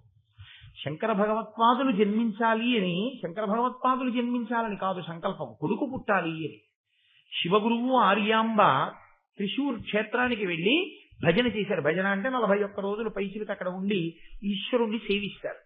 అలా సేవించారు. సేవిస్తే వాళ్ళకి కొడుకు పుట్టేటటువంటి అదృష్టం కనపడలేదు, ఈశ్వర దర్శనం కాలేదు. శివగురు వచ్చి ఆర్యాంబతో అన్నాడు, ఇక్కడ ఇన్ని రోజులుండి మనం ఈశ్వరుణ్ణి ప్రార్థించాం, కానీ ఆయన మనల్ని అనుగ్రహించలేదు. కాబట్టి ఇలా చేయడం వల్ల ఈశ్వరానుగ్రహం కలుగుతుంది అని నేను అనుకోవట్లేదు, భగవంతుడు అనుగ్రహించట్లేదు, కాబట్టి ఆపు చేసి వెళ్ళిపోదాం అంటే వెంటనే ఆర్యాంబంది, నో దేవతాను జడిమా జడిమా మనుష్యే. దేవతల తప్పు అని అనకు, నీవు సక్రమంగా చేసి ఉంటే దేవతలు అనుగ్రహించి ఉండేవారు, ఈశ్వరుడు కనపడేవాడు. నీవు సక్రమంగా చెయ్యలేదు, నువ్వు చెయ్యలేదు కాబట్టి ఈశ్వరుడు కనపడలేదు. నీ ఎందు దోషం అనకు తప్ప ఈశ్వరుడు ఎందు దోషం అనకండి. అందుకు కదండి సాక్షాత్ పరమేశ్వరుడే ఆవిడ గర్భవాసమే చెయ్యాలని నిర్ణయించుకోవడానికి కారణం ఆవిడ యొక్క విశ్వాసం. ఇప్పుడు శివగురు వెళ్ళి మళ్ళీ ప్రార్థన చేశాడు. పరమశివుడు సాక్షాత్కరించి, నేనే నీకు కుమారుడిగా పుడుతున్నానని సాక్షాత్ కైలాసవాసి అయిన పరమేశ్వరుడు కాలటివాసి అయినటువంటి శంకర భగవత్పాదులుగా నమ కపర్దినీ చ వ్యుక్త కేశాయ చ, జటాజూటంతో ఉండే పరమేశ్వరుడు, బోడిగుండుతో ఉండే పరమేశ్వరుడుగా ఈ లోకంలో పుట్టి ఆర్యాంబ గర్భవాసం చేసి శంకర భగవత్పాదులుగా పుట్టి భారతదేశం నలుచెరగల పాదచారి అయి సంచరించి అధార్మికమైన వేద ప్రమాణములు తిరస్కరించే వాదనలను ఖండించి వేదాంతర్గతమైనటువంటి అద్వైత సిద్ధాంతము యొక్క ప్రామాణ్యమును స్థిరీకరించి, ఆయన కొత్తగా కనిపెట్టినది కాదు అద్వైతం, అద్వైతం వేదాంతర్గతం, వేదాంతర్గతమైన ప్రామాణికమైన అద్వైత సిద్ధాంతాన్ని రుజువు చేసి మళ్లీ అవైదికమైనటువంటి మతములు భారతదేశంలో ప్రవేశించకూడదని తూర్పున జగన్నాథులో గోవర్ధన పీఠము, పడమర ద్వారకలో కాళికాపీఠము, ఉత్తరమున బదరికాశ్రమంలో జ్యోతిపీఠము, దక్షిణమున శృంగగిరిలో శారదాపీఠము, 4 వైపులా 4 పీఠములను కాపు పెట్టి ఆ పీఠాలకి పరంపర ఏర్పాటు చేసి ఎక్కడ ఏది ఆమ్నాయం జరగాలో నిర్ణయం చేసి కంచికామకోటి పీఠానికి తాను స్వయంగా ఆధ్యక్షం వహించి పీఠాధిపతి మహానుభావుడు, భారతదేశానికి ఇంతగా సనాతన ధర్మ వైభవాన్ని అందించిన శంకర భగవత్పాదుల అవతారంగా పరమేశ్వరుడు భూమండలానికి రావడానికి కారణం ఆనాడు ఆర్యాంబ అన్న ఒక్క మాట, దేవతలది కాదు దోషం నీదే అని అంది కాబట్టి వచ్చింది శంకరాచార్యుల వారి అవతారం. దేవతల మీద నమ్మకం నీకుండి ప్రార్థన చేస్తే దేవతలు పలుకుతారు. అసలు విశ్వాసము నీకు లేకపోతే కలడు కలండనుడు వాడు కలడో లేడు సంశయాత్మా వినశ్యతి. ఆ అనుమానం ఎక్కడుంటుందో ఆ విశ్వాసము లేని చోట ఈశ్వరానుగ్రహము ఉండదు. ఏదో 10 రాళ్లతో పాటు అదో రాయి అనుకున్న వాడికి కాదు ఈశ్వరానుగ్రహం. ఈశ్వరుడు ఉన్నాడు అని నమ్ముకున్నవాడు ఎవడున్నాడో వాడికి ఈశ్వరానుగ్రహం తప్పకుండా ఉంటుంది. ఆనాడు కాదు, ఈనాడు కాదు, ఏనాడు ఉంటుంది. యథార్థంగా జరిగేయండి. ఒంటి నిండా నగలు దిగేసుకుని రైలు లేట్ అయిపోయి తిరువన్నామలలో దిగి ఒక ఆవిడ పెళ్లికి వెడుతోంది. వెడుతూ ఆటో వాడిని పిలిచి ఫలానా వీధిలో పెళ్లివారింటికి వెళ్ళాలి, తీసుకెళ్ళమని అడిగింది. అడిగితే అలాగేనని ఎక్కించుకుని అతను అరుణాచలం కొండలో ఉన్నటువంటి చెట్లలోకి తీసుకుపోతున్నాడు ఆటో. ఆవిడ బంగారాన్ని ఒలిచి దోచుకుందామని. ఆవిడికి ఏం చెయ్యాలో అర్థం కాలేదు. ఏం చెయ్యాలో అర్థం కాక అరుణగిరి వంక చూసి, ఇది స్థూల శివుడు అంటారు కాబట్టి నేను ఇప్పుడు ఆయన పాదాల దగ్గర నిలబడి ఉన్నాను, నేను పరమేశ్వరుడి పాదముల చెంత నిలబడి ఉండగా వీడు నా బంగారం ఒలవగలడా? ఆవిడ ప్రార్థన చేసింది. శివ, నేను నీ పాదముల దగ్గర నిలబడి ఉన్నాను, వీడు నా ఒంటి మీద చెయ్యేసి బంగారం ముట్టుకోగలడా? నువ్వు నన్ను కాపాడుతున్నావు అందంటే ఆవిడ కొండ చూడలేదు, ఈశ్వరుణ్ణి చూసింది అంతే. ఉత్తర క్షణం ఎక్కడి నుంచి వచ్చారో తెలియదు. ఆవిడ మహదైశ్వర్యవంతురాలు, బాగా చదువుకున్నది. ఈలలు వేసుకుంటూ పోలీసు వ్యాన్ వచ్చి పోలీసులు వచ్చి ఆటో వాడిని పట్టుకుని అరెస్ట్ చేసి తీసుకుపోతుంటే ఆవిడ నెంబర్స్ రాసుకుని నన్ను రక్షించారు కాబట్టి గవర్నమెంట్కి నేను లెటర్ రాస్తానని చెప్పి, ఆవిడ పెద్ద అధికారి భార్య. ఆవిడ మర్నాడు పెళ్లి అయిపోయిన తర్వాత పోలీస్ స్టేషన్ లో ఎంక్వైరీ చేసింది ఆ నెంబర్స్ ఉన్న పోలీస్ కానిస్టేబుల్స్ ఎవరని. పోలీస్ స్టేషన్ లో చెప్పారు అసలు ఆ నెంబర్స్ ఉన్న కానిస్టేబుల్స్ లేరు, ఆ నెంబర్స్ లేరు ఇక్కడ. మరి ఎక్కడి నుంచి వచ్చారు? కావ్యకంఠ గణపతి ముని అన్నం కోసం ఏడుస్తుంటే గణపతి గుడి ఇల్లుగా మారి అందులోంచి అన్నపూర్ణమ్మ అన్నం పెట్టి తాంబూలం ఇస్తే తాంబూలాన్ని పక్కన పెట్టుకుని అన్న తమ్ముడు పడుకుని నిద్రపోయారు అరుణాచలంలో. తెల్లవారి నిద్ర లేచేసరికి అది గణపతి దేవాలయం. అమ్మవారు రాత్రి ఇచ్చిన తాంబూలాలు కూడా వాళ్ళ పక్కన పెట్టున్నాయి. నమ్ముకున్న వాడికి నమ్ముకున్నంత. నీకు ఈశ్వరుడు ఉన్నాడు అన్న నమ్మకం నీకుంటే నిన్ను ఎలా గట్టెక్కించాలో ఈశ్వరుడికి తెలుసు. ఆ జల స్పర్శ చేత ఆ చనిపోయినటువంటి పావులన్నీ మళ్ళీ బతికాయి. చాలా సంతోషించింది. మళ్ళీ ఆ పావులన్నింటినీ గరుత్మంతుడికి అప్పచెప్పింది. సూర్యమండలం వైపుకు మాత్రం ఎప్పుడూ తీసుకెళ్ళను, వాళ్ళని ఇతరమైనటువంటి వైపుకి తిప్పుతూ ఉండేది. ఆయన ప్రతిరోజు తీసుకెడుతున్నాడు, తిప్పుతున్నాడు. ఒకానొక రోజున ఆయన మనసు కుందింది. ఏమిటిది, నేను ఎందుకు ఇలా ఊడిగం చేయడం? ఇంత శక్తి ఉంది, ఇంత బలం ఉంది, నేను ఎందుకు అసలు ఈ పావుల్ని ఇలా తిప్పుతూ ఉండడం? ఈ పావుల్ని ఇలా తిప్పి నేను మాట పడ్డాను. అమ్మ ఎందుకు చేస్తుంది వినతకి ఇలా సేవ? నేనెందుకు చెయ్యాలి ఈ పావులకి సేవ? కాబట్టి ఈ మాట పావులను అడుగుదాం, ఈ మాట కద్రువును అడుగుదాం ఆయన అనుకోలేదు. ఈ మాట అమ్మను అడుగుదాం అనుకోలేదు. యుక్తాయుక్త విచక్షణ అని ఒకటి ఉంటుంది. తెలిసి తెలియని వయస్సులో ఏది పడితే ఏది, ఎవరిని పడితే వారిని ప్రశ్నించకూడదనేటటువంటి అధికారము పిల్లల దగ్గర నుంచి తీసేసి మమ్మల్ని అడుగు తప్ప నువ్వు స్వతంత్రంగా పెద్దవాళ్లతో మాట్లాడే పరిపక్వత నీకు రాలేదు, నువ్వు మాట్లాడకూడదు అలా. కాబట్టి జాగ్రత్తగా ఉండు అని నేర్పితే ఇంకొకలా ఉంటుంది. నేను స్వోత్కర్షకి చెప్పాను అని మీరు అనుకోకపోతే మీతో మాట మనవి చేస్తాను. మాకు 18-19 సంవత్సరాల వయసు వచ్చిన తరువాత కూడా పెద్దవాళ్ళు మాట్లాడుకుంటుంటే ఎప్పుడైనా అటుగా వెళితే, నీకెందుకురా, ఇది చదువుకోవలసిన వయసు, నీకెందుకు ఈ విషయాలు, వీళ్ళు చదువుకో, నువ్వు పెద్దవాడు అయిన తర్వాత నీ సలహా కావలసి వచ్చినప్పుడు నేను అడుగుతావు, అప్పుడు మాట్లాడదు. ఇప్పుడు నీకు అనవసరమైన విషయాల్లో నువ్వు జోక్యం చేసుకోక్కర్లేదు, నువ్వు సలహా చెప్పక్కర్లేదు, నీ చదువు నువ్వు చదువు. అది ఆనాటి నుంచి ఈనాటి వరకు అనవసరపు విషయాల జోలికి వెళ్ళి ప్రతి విషయాన్ని అదెలాగా ఇదెలాగా, వాడేం చేస్తున్నాడు, వీడేం చేస్తున్నాడు, వీడికి ఎంత ఆస్తుంది, వాడికి అప్పు ఎంత ఉంది, ఇవన్నీ అడగాలనే తాపత్రయం లేకుండా చేసింది. అది మనకెందుకు అనేటటువంటి స్పృహని ఒకదాన్ని ఏర్పాటు చేసింది. అది ఇవాళ కించిత్ సంస్కారం ఎక్కడైనా నిలబడితే అది నా గొప్ప కాదు, అది పెద్దవాళ్ళు ఏర్పాటు చేసినటువంటి గౌరవం, అది వాళ్ళు ఇచ్చినటువంటి సంస్కార బలం. మీరు మహాభారతంలో ఏ చిన్న విషయాన్ని విస్మరించడానికి ఉండదు. ఇంత బలం ఉంది కదా అన్న ఆలోచన రాగానే మీరు గుర్తుపెట్టుకోండి, ఎవరి మీద తాను కోపంతో ఉన్నాడో, ఎవరి వలన ఖేద పడుతున్నాడో వాళ్ళ మీద తిరగబడే లక్షణం వస్తుంది. కానీ ఆయన అలా తిరగబడలేదు. నాతో నేను సర్వీస్లో జాయిన్ అయిన కొత్తల్లో ఒక మహానుభావుడు ఉండేవాడు. ఆయన నాకు ఒక సలహా చెప్పాడు. ఏమయ్యా, నువ్వు చాలా ఆలస్యంగా జాయిన్ అయ్యావు, నేను రిటైర్ అయిపోతాను 2 ఏళ్లలో, నీకొక్క సలహా చెప్పాలనిపిస్తోంది కోటేశ్వరరావు, కాబట్టి సలహా చెప్తాను, ఇది బాగా జ్ఞాపకం పెట్టుకో, నేను 2 ఏళ్ల తర్వాత వెళ్ళిపోతాను.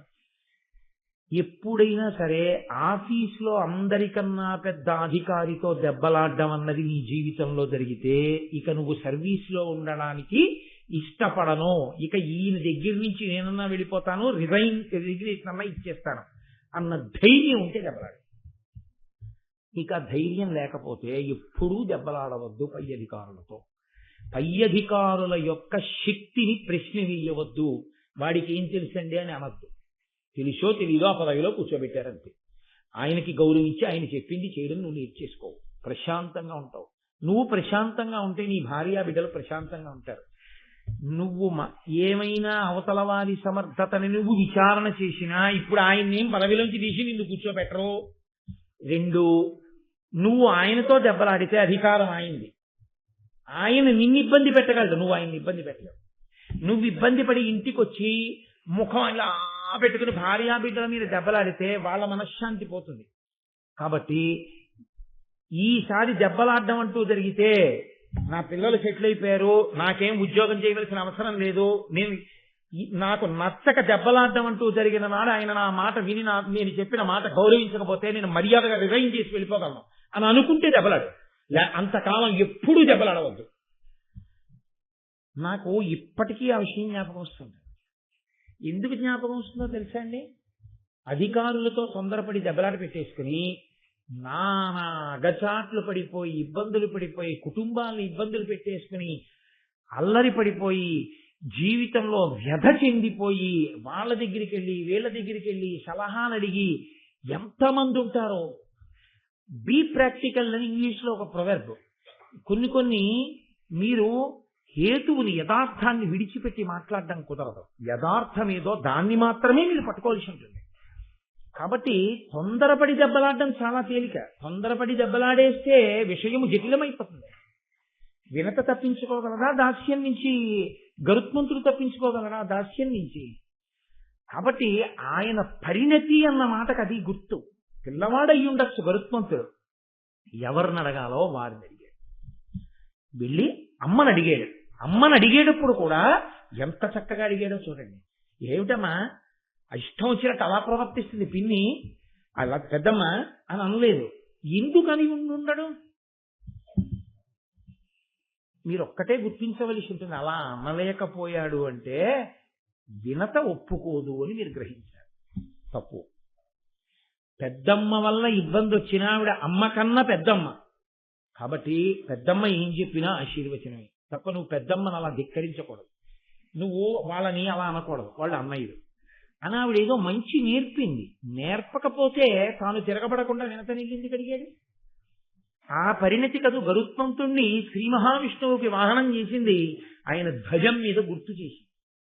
ఈ స్థితి ఎక్కడి నుంచి వచ్చింది అంటే తల్లి బిడ్డల్ని పెంచినటువంటి స్థితిలోంచి వస్తోంది.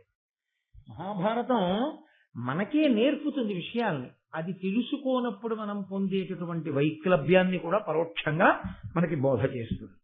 కాబట్టి ఆయన అన్నాడు తల్లి దగ్గరికి వెళ్ళి, ఆయత పక్షతుండ హతిన కులశైలములెల్ల నుగ్గుగాజేయు మహాబలంబును ప్రసిద్ధియునుంగల నాకు ఈ పనిం బాయక వీపునం దవడు పాముల మోవను వరికిం పనుల్ సేయను ఏమి కారణము చెప్పుము దీని వయోరుహాననా. అమ్మా ఏమిటమ్మా ఈ ప్రారంభం? నేను నా రెక్కల యొక్క వేగంతో వెడుతూ నా ముక్కు యొక్క చివరి భాగంతో పొడిస్తే కులపర్వతాలు ముక్కలైపోతాయమ్మా, ధూళి కింద రాలిపోతాయి. అంత బలం కలవాణ్ణి, అంత ప్రసిద్ధి పొందిన వాణ్ణి, ఇంత బలం కలిగిన వాణ్ణి, ఇంత తేజస్సున్న వాణ్ణి ఏమి ప్రారంభమమ్మా? ఈ పని బాయక వీపునం దవడు పాముల మోవను, పనికి మాలిన పాములన్నింటినీ వీపు మీద ఎక్కించుకొని తిప్పుతున్నానమ్మా వీధులన్నీ. ఏమి ప్రారంభం? నువ్వు చూస్తే ఆ కద్రుడికి సేవ చేస్తున్నావు, ఎందుకు వచ్చిందమ్మా ఇలాగా? దీనికి కారణం ఏమిటో చెప్పవా తల్లి? అసలు మనం ఎందుకు ఇలా చేస్తున్నాం? నువ్వు కశ్యప ప్రజాపతి భార్యవి, ఆవిడ కశ్యప ప్రజాపతి భార్య, మరి ఎందుకు మన ఇద్దరం ఇలా ఉంటున్నాం? నాకు కారణం చెప్పమ్మా అంటే తల్లి ఇది ఇప్పుడు ఆవిడ ఉన్న మాట చెప్పేసింది అంటే అతిశయం పోయింది. 500 సంవత్సరాల దాస్యం ఆవిడికి ఇచ్చిన గొప్పతనం ఏమిటంటే ఇదిగో ఈ స్థితి. అందుకే ఏళ్ళనాటి శని వస్తే జాతకంలోకి ఒక అదృష్టంగా భావించండి. అందుకే ఆయన్ని శనీశ్వరుడు అని, శనైశ్వరుడు అని, శనైహి శనైహి చరహ, కష్టాలు ఇస్తాడు. కష్టాలు ఇస్తే ఏమవుతుందండి? తట్టుకునే ఓర్పు వస్తుంది, గొప్ప అనుభవం వస్తుంది. అంత గొప్ప అనుభవం వచ్చింది కాబట్టి దెబ్బతింటావురా, నేను ఎలా తిన్నానో తెలుసా అని 10 మందికి చక్కగా చెప్పగలిగినటువంటి శక్తి వస్తుంది. కాబట్టి ఏళ్ళనాటి శని ఒక రకమైన వరం. పైగా మీకు ఇంకొక మాట చెప్పనా, గ్రహాలన్నీ కూడా ఈశ్వరుని యొక్క కింకరులండి.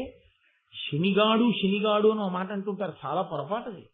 ఆయన గ్రహాలలో ఒకడు, మహానుభావుడు. ఆయనని అలా నిందించడం, అలా మాట్లాడడం ఎప్పుడూ చేయకూడదు. ఆయనకి ఒక గొప్ప శక్తి ఉంది. ఏమిటో తెలుసా అండి? ఆయన కష్టపెడతాడు. ఎలా కష్టపెడతారో తెలుసా?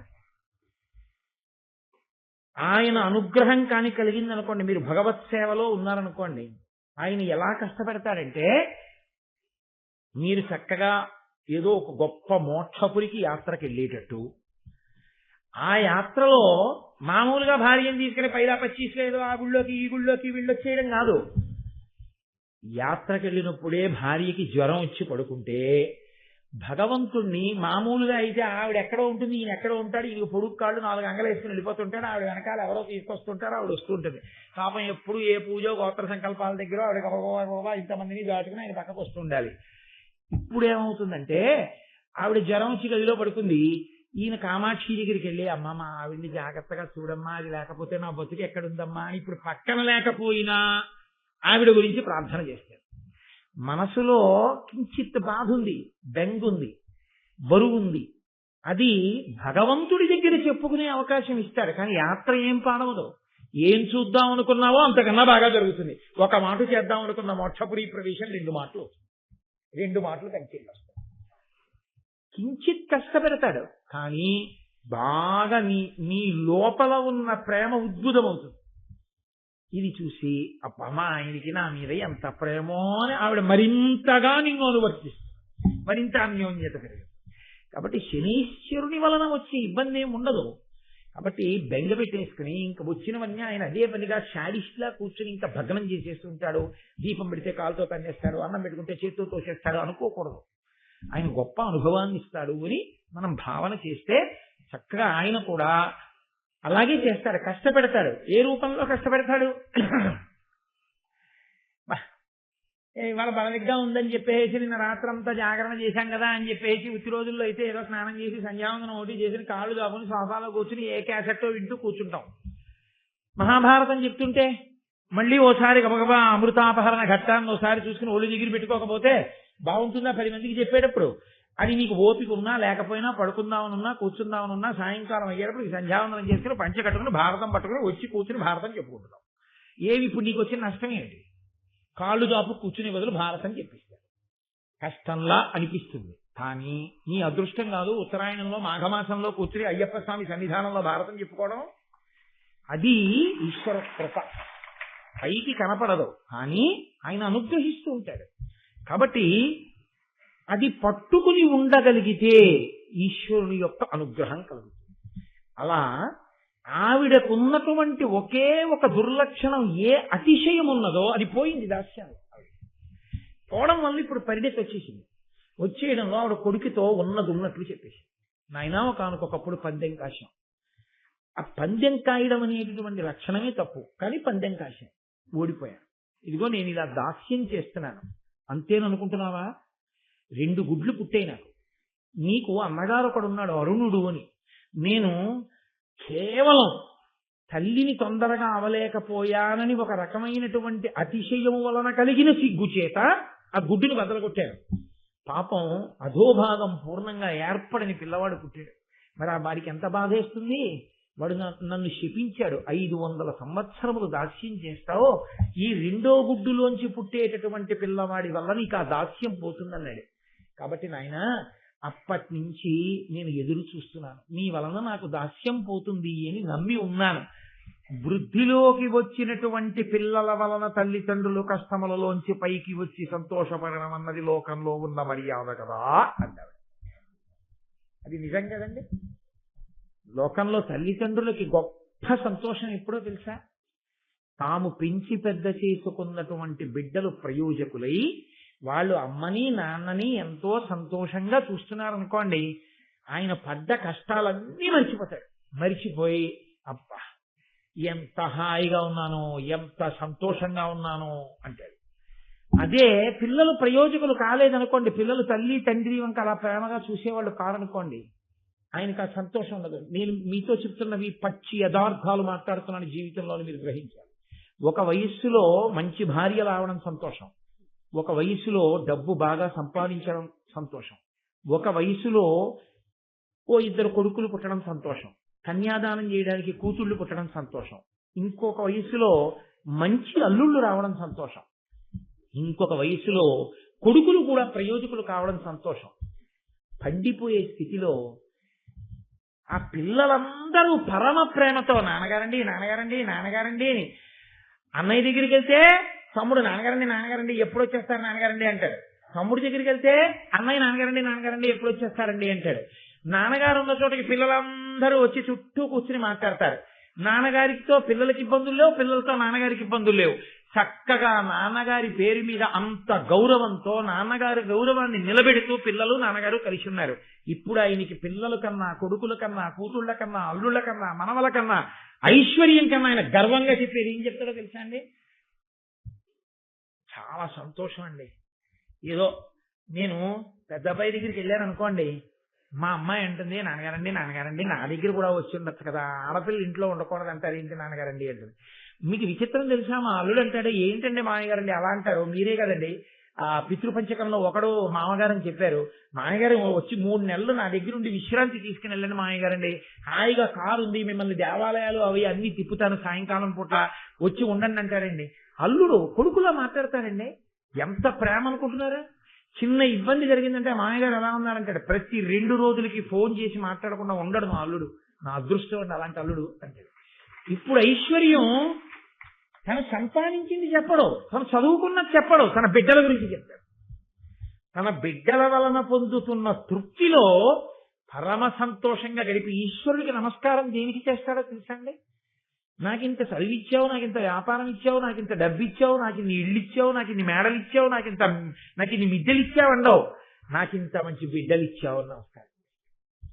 ఇది జీవితంలో ఉండే ప్రస్థానం. రామాయణంలో దశరథుడికి ఇంకోలా అయింది, ఆ బిడ్డడు దూరం నుంచి చచ్చిపోయాడు. ఇక్కడ హద్రువ వినత సంతోషం ఏమైందంటే ప్రయోజకుడైన కొడుకు వల్ల నేను ఈ స్థితిని పొందుతున్నాను అంటున్నాడు. నువ్వు ప్రయోజకుడివిరా నాయన, నీ వల్ల నేను ఈ దాస్యం నుంచి పైకి వస్తాను. నీ అన్న చెప్పాడు, ఆ మాట పోదు. కాబట్టి ఇంతకన్నా తల్లిదండ్రులకి సంతోషమే ఉంటుంది. నా అపరిపక్వతతో, నా తెలియని తనంతో కష్టం తెచ్చుకున్నాను, కానీ కడుపున పెట్టిన బిడ్డడు నన్ను ఆ కష్టంలోంచి పైన పడేస్తున్నాడు. ఇంకింతకన్నా నాన్న నాకేం కావాలరా అంటుంది.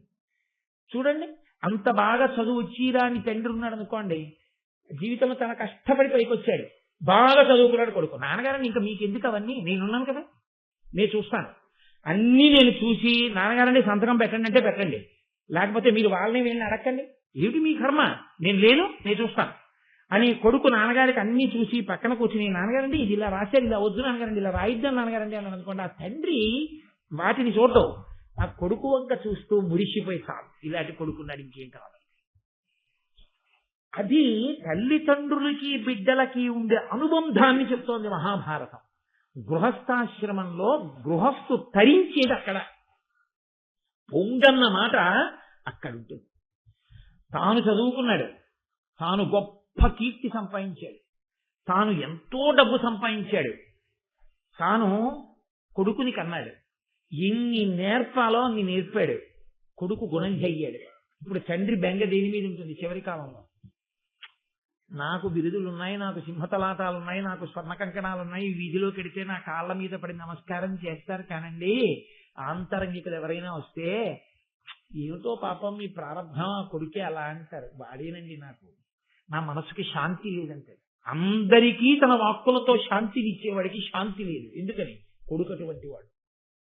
అంటే నాకు అనుకోలేరు మహాప్రభు, నా కొడుకు అటువంటి వాడు కాదు, ఈశ్వరుడి దయ వల్ల. అంటే మీతో వ్యక్తి స్థితికి చెప్తున్నాను, ఒక్కొక్క దశలో ఒక్కొక్కటి ఉంటుంది.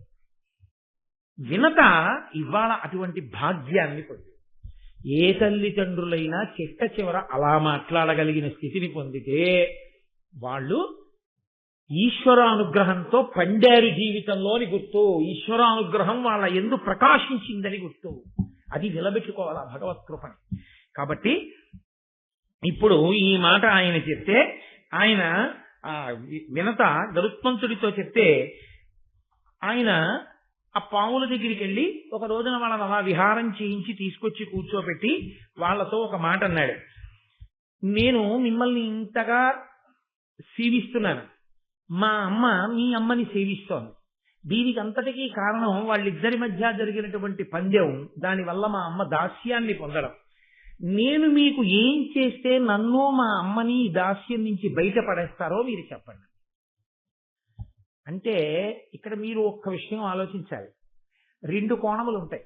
ఒకటి, వెంటనే వాళ్ళేమనొచ్చంటే, చాలు పుట్టినప్పటి నుంచి పిన్నమ్మ అంత చేసింది, పుట్టినప్పటి నుంచి తమ్ముడు అంత చేశావు, ఇంకా ఏం చేయాలి, మిమ్మల్ని దాస్యం నుంచి విడిపించడానికి ఇంకా నువ్వేమైనా తేవాలా మాకు, ఎప్పటికీ మన మధ్య ఈ అన్నదమ్ముల అనుబంధం ఇలా ఉండిపోతే చాలు, ఎప్పటికీ మమ్మల్ని నువ్వు రక్షిస్తుండు, మేము నిన్ను రక్షిస్తుంటాం, చెయ్యి కలిసి మనం అన్నదమ్ములుగా నిలబడదాం. మన అమ్మలు అక్క చెల్లెళ్ళు కాబట్టి నువ్వేమీ మాకు తేవక్కర్లేదు, నువ్వు మాకేమీ ఇవ్వక్కర్లేదు, ఈ క్షణంలోంచే నిన్ను మీ అమ్మని దాస్యం నుంచి విడిపిస్తున్నాం, ఇక నువ్వు మాకు దాసుడవు కావు, మనం అన్నదమ్ములం అని ఒక మాట అని ఉంటే భారతం ఒకలా ఉండుండే. అలా అనేంత సంస్కారం కద్రువ నుంచి పిల్లలకి రాలేదు, ఆవిడ నేర్పలేదు, వీళ్ళకి రాలేదు. కాబట్టి వీళ్ళకి ఇప్పుడు కూడా వ్యాపారం.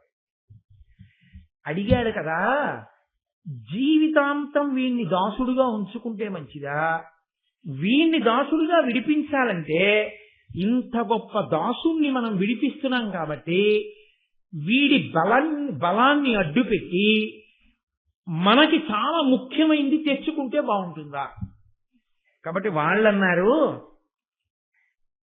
అమిత పరాక్రమంబును రయంబును లావును కల్గు ఖేచరోత్తముడవు నీవు, నీదైన దాస్యము బాచికొనంగా నీకు చిత్తము కలదేమి, భూరి భుజదర్పము శక్తియు ఏర్పడంగా మాక అమృతమ్ము తెచ్చి ఇమ్మనిన అవ్విహగేంద్రుడు సంతసంబునన్.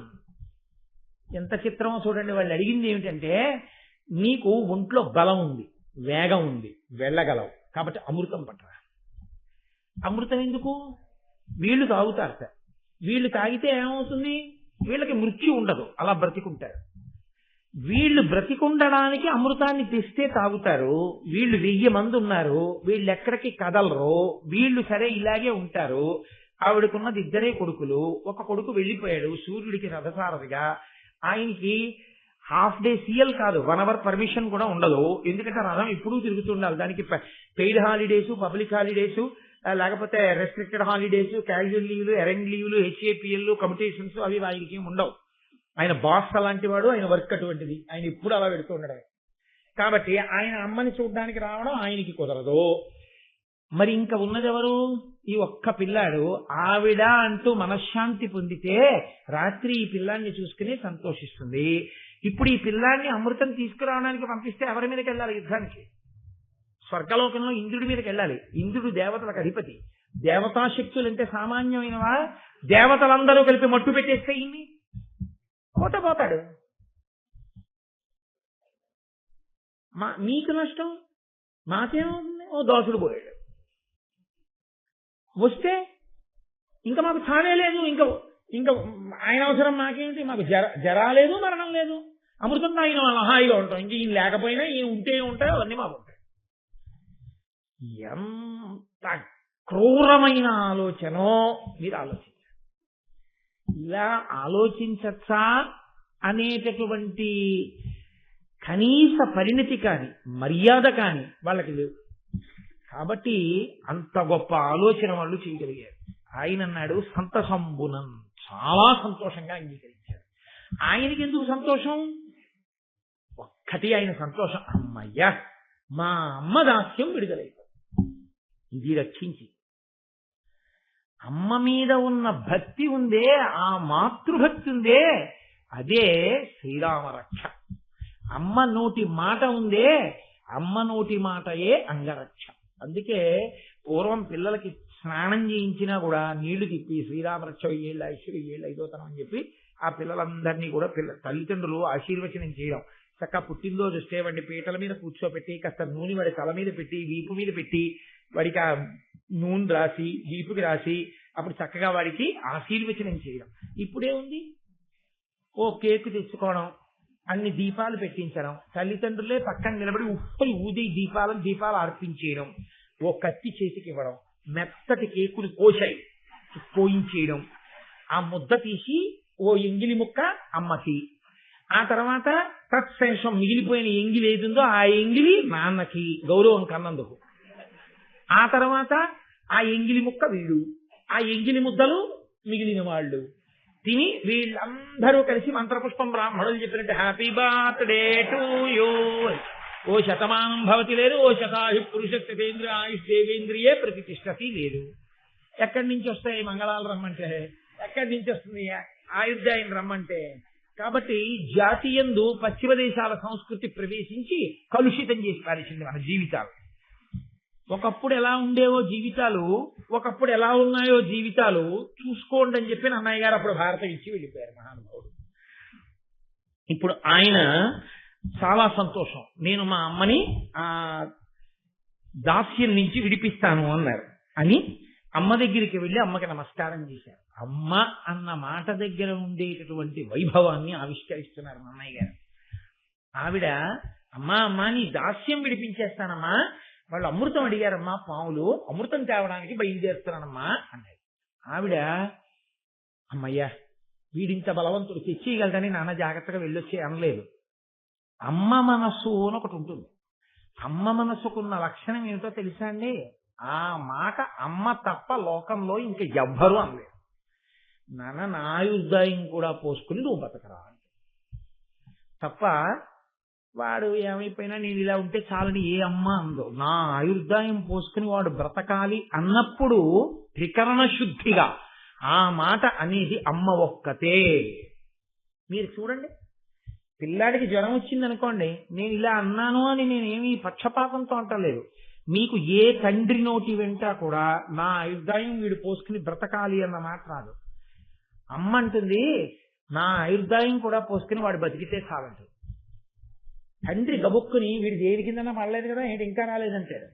అమ్మ అంటుంది వీడికి ఏం అవ్వలేదు కదా, ఏమిటి ఇంత ఆలస్యమైంది ఇంకా రాలేదు అంటుంది.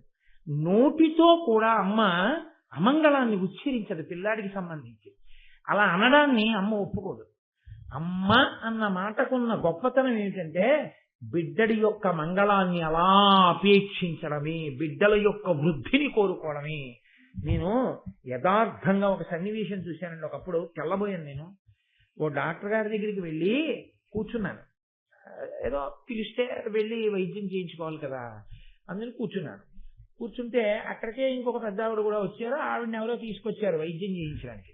లోపలికి తీసాడు. మంచి జ్వరంతో చలి ఉడికిపోతాను. ఇంతలో కారులో దిగాడు ఒకతను. దిగి మంచి ఐశ్వర్యవంతుడిలా ఉన్నాడు. అతను లోపలికి వస్తూ ఇలా చూశాడు. ఈవిడ వంక ఆగి, ఈవిడ అతని వంక ఇలా చూసి ఏదో అనబోయింది. అతను లోపలికి వెళ్ళిపోయాడు డాక్టర్ దగ్గర. ఇతను వచ్చాడని గబగబా కాంపౌండర్లో వాళ్ళు లోపలికి తీసుకెళ్ళి ఆయన లోపల ఏదో కాసేపు కూర్చున్నాడు. డాక్టర్ గారితో మాట్లాడి ఏదో ప్రిస్క్రిప్షన్ రాయించుకున్నట్టు వెళ్ళిపోయాడు. వెళ్ళిపోతే ఈ పెద్ద ఆవిడతో వచ్చిన ఆవిడంది, మీ అబ్బాయే కదమ్మా అతను అంది. అవును అంది ఆవిడ. ఒక్క కొడుకే అంత ఐశ్వర్యంతో ఉన్నాడు, అంత అధికారంలో ఉన్నాడు. మీరు ఇక్కడ చలికి ఉడికిపోతుంటే చూశాడు. లోపలికి వెళ్ళి తన డాక్టర్ గారితో మాట్లాడి వెళ్ళిపోయాడు. ఏమ్మా అని చెప్పి కనీసం నువ్వు బతికున్నావో లేదో చూడడం ఎప్పుడో మానేశాడు.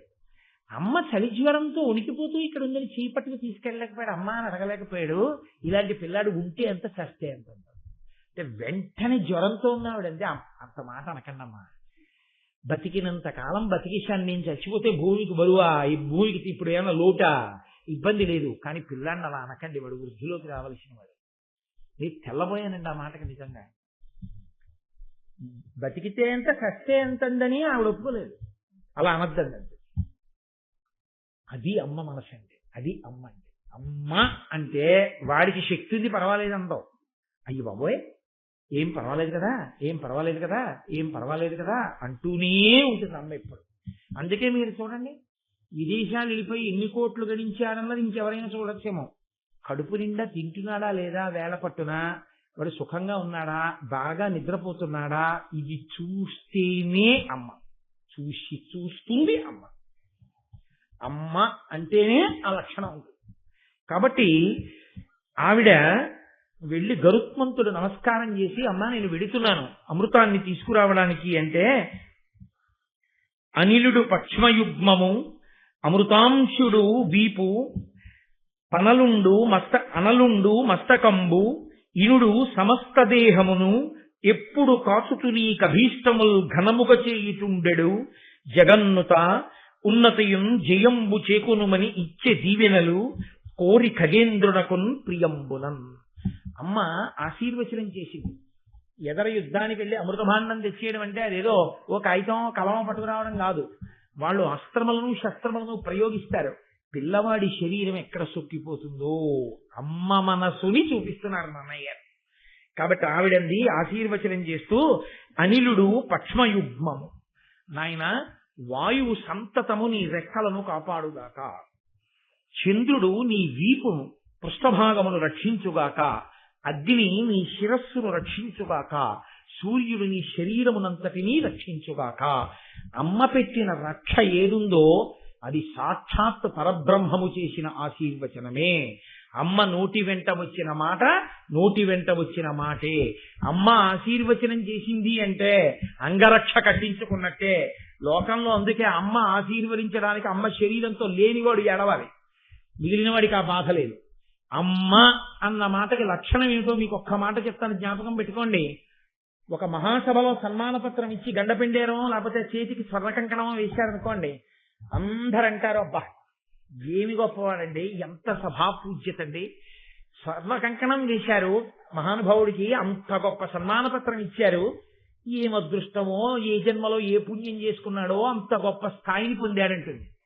ఇంటికి వెళ్ళేటప్పటికీ అందరూ వెళ్ళిపోగానే వీరే అలాగే కూర్చొని కాస్త ఉప్పట్టుకొచ్చి దిగదిరిచి పారేసేది అమ్మొక్కతే. అమ్మ ఎప్పుడు ఏం చూస్తుందో తెలుసా అండి? వీడికి కనురాపు తగిలిపోతుందేమో, వీడి ఒళ్ళు వేడెక్కుతుందేమో అంటుంది, జ్వరం వస్తుందేమో అందో మీరు చూడండి, వీడికి ఉష్ణం వస్తుందేమో అంటుంది. అసలు నిజంగా నేను ఒక ఆవిడని అడిగాను, ఏమ్మా పెంటయ్య అని పేరు ఎందుకు పెట్టుకున్నారమ్మా, నేను బ్రాహ్మణులు అలా చూడలేదు ఎప్పుడును అన్నారు. అంటే ఆవిడన్నారు నాతోటి, మహాైశ్వర్యం నాయన మాది. ఆ రోజుల్లో ఈయనకి అంటే ఆవిడ భర్తకి బిడ్డలు కలగలేదు, ఎందరో నమస్కారం చేసేవారు ఆయనకి బిడ్డలు కలగకూడదని. ఆయనకి బిడ్డలు కలిగితే ఐశ్వర్యం అంతా మాకు ఉండిపోతుంది, లేకపోతే ఆ మిగిలిన వాళ్ళ పిల్లలకి ఇస్తారని, ఎవరినో ఒకళ్ళని పెంపు తీసుకుంటారని బిడ్డలు కలగకూడదని పూజలు చేయించారు. అదృష్టం కొద్దీ నాకు ఈ కొడుకు పుట్టాడు నాయన, ఒక్కడే ఒక్క కొడుకు. వాడు పెరిగి పెద్దవాడు అవుతుంటే అందరి కనురాపు తగులుతుందని, కనురాపు తగలకుండా పెంటపోగు ఎలా తిరిగినా ఎవ్వరూ పట్టించుకోరో, పెరుగుతోందని ఎవ్వరు అంత పెంటపోగు అయిపోయింది అంటారు, కానీ దాని మీద దృష్టి ఉండదుగా. అలా కొంతైనా దృష్టి దోషం పిలుపుతో పోవాలని పెంటయ్యా అని పేరు పెట్టుకుని కొడుకుని రక్షించుకున్నాను నాయన అన్నాడు. నేను తెల్లబోయానండి, దెబ్బలాడి పెట్టుకున్న పేరు నా కొడుకు కదండి. ఎంత ప్రేమరా నిజంగా, నేను తెల్లబోయాను. అమ్మే లోకం. కాబట్టి వాయువు రెక్కలను రక్షించుగాక, చంద్రుడు వీపును రక్షించుగాక, అగ్ని శిరస్సును రక్షించుగాక, సూర్యుడు మొత్తం శరీరమును రక్షించుగాక అని ఆవిడ ఆశీర్వచనమిచ్చి నాయనా బయలుదేరు అంటే ఆయన అన్నాడు, అమ్మా తప్పకుండా బయలుదేరుతాను, కానీ ఇన్నాళ్ళు అమ్మా ఏదో సరిపోయినా సరిపోకపోయినా దాస్యంలో ఉన్నాగా సరిపెట్టుకున్నాను. అంత పెద్ద పని మీద వెళ్ళేటప్పుడు కడుపు నిండా తిని వెళ్ళాలి కదమ్మా, ఆకలిస్తోంది. నా కడుపు నిండా తినడానికి కావలసినంత పదార్థం ఎక్కడుందో చెప్పమ్మా, తిని బయలుదేరుతాను. అమ్మకి నిజంగా ఆ మాట ఎంత బాధగా ఉంటుందండి. ఆవిడ, నాన్న ఇదిగో ఫలానా చోటు ఉంది, అక్కడ వెళ్ళి చక్కగా కడుపు నిండా తిని వెళ్ళి అమృతం పట్టుకుని రా, వెళ్ళి రా అంటుంది. కానీ అమ్మ వెళ్ళు అంత కదండి. కాబట్టి మనం కూడా ఇవాళ వెళ్ళి రేపు సాయంకాలం 6:30కి వద్దాం. వస్తే అమృతాపహరణమో ఆయన భోజనం చేయడం రేపు చూద్దాం. చీకటి పడిపోయే కిందకి ఇంకా మళ్ళీని. అందుకని మంగళాశాసన పరై మదాచార్య పురోగమై సర్వైశ్చ పూర్వైరాచార్యై సత్కృతాయాస్తు మంగళం. మంగళం కోసలేంద్రాయ మహనీయ గుణాత్మనే చక్రవర్తి తనూజాయ సర్వభౌమాయ మంగళం.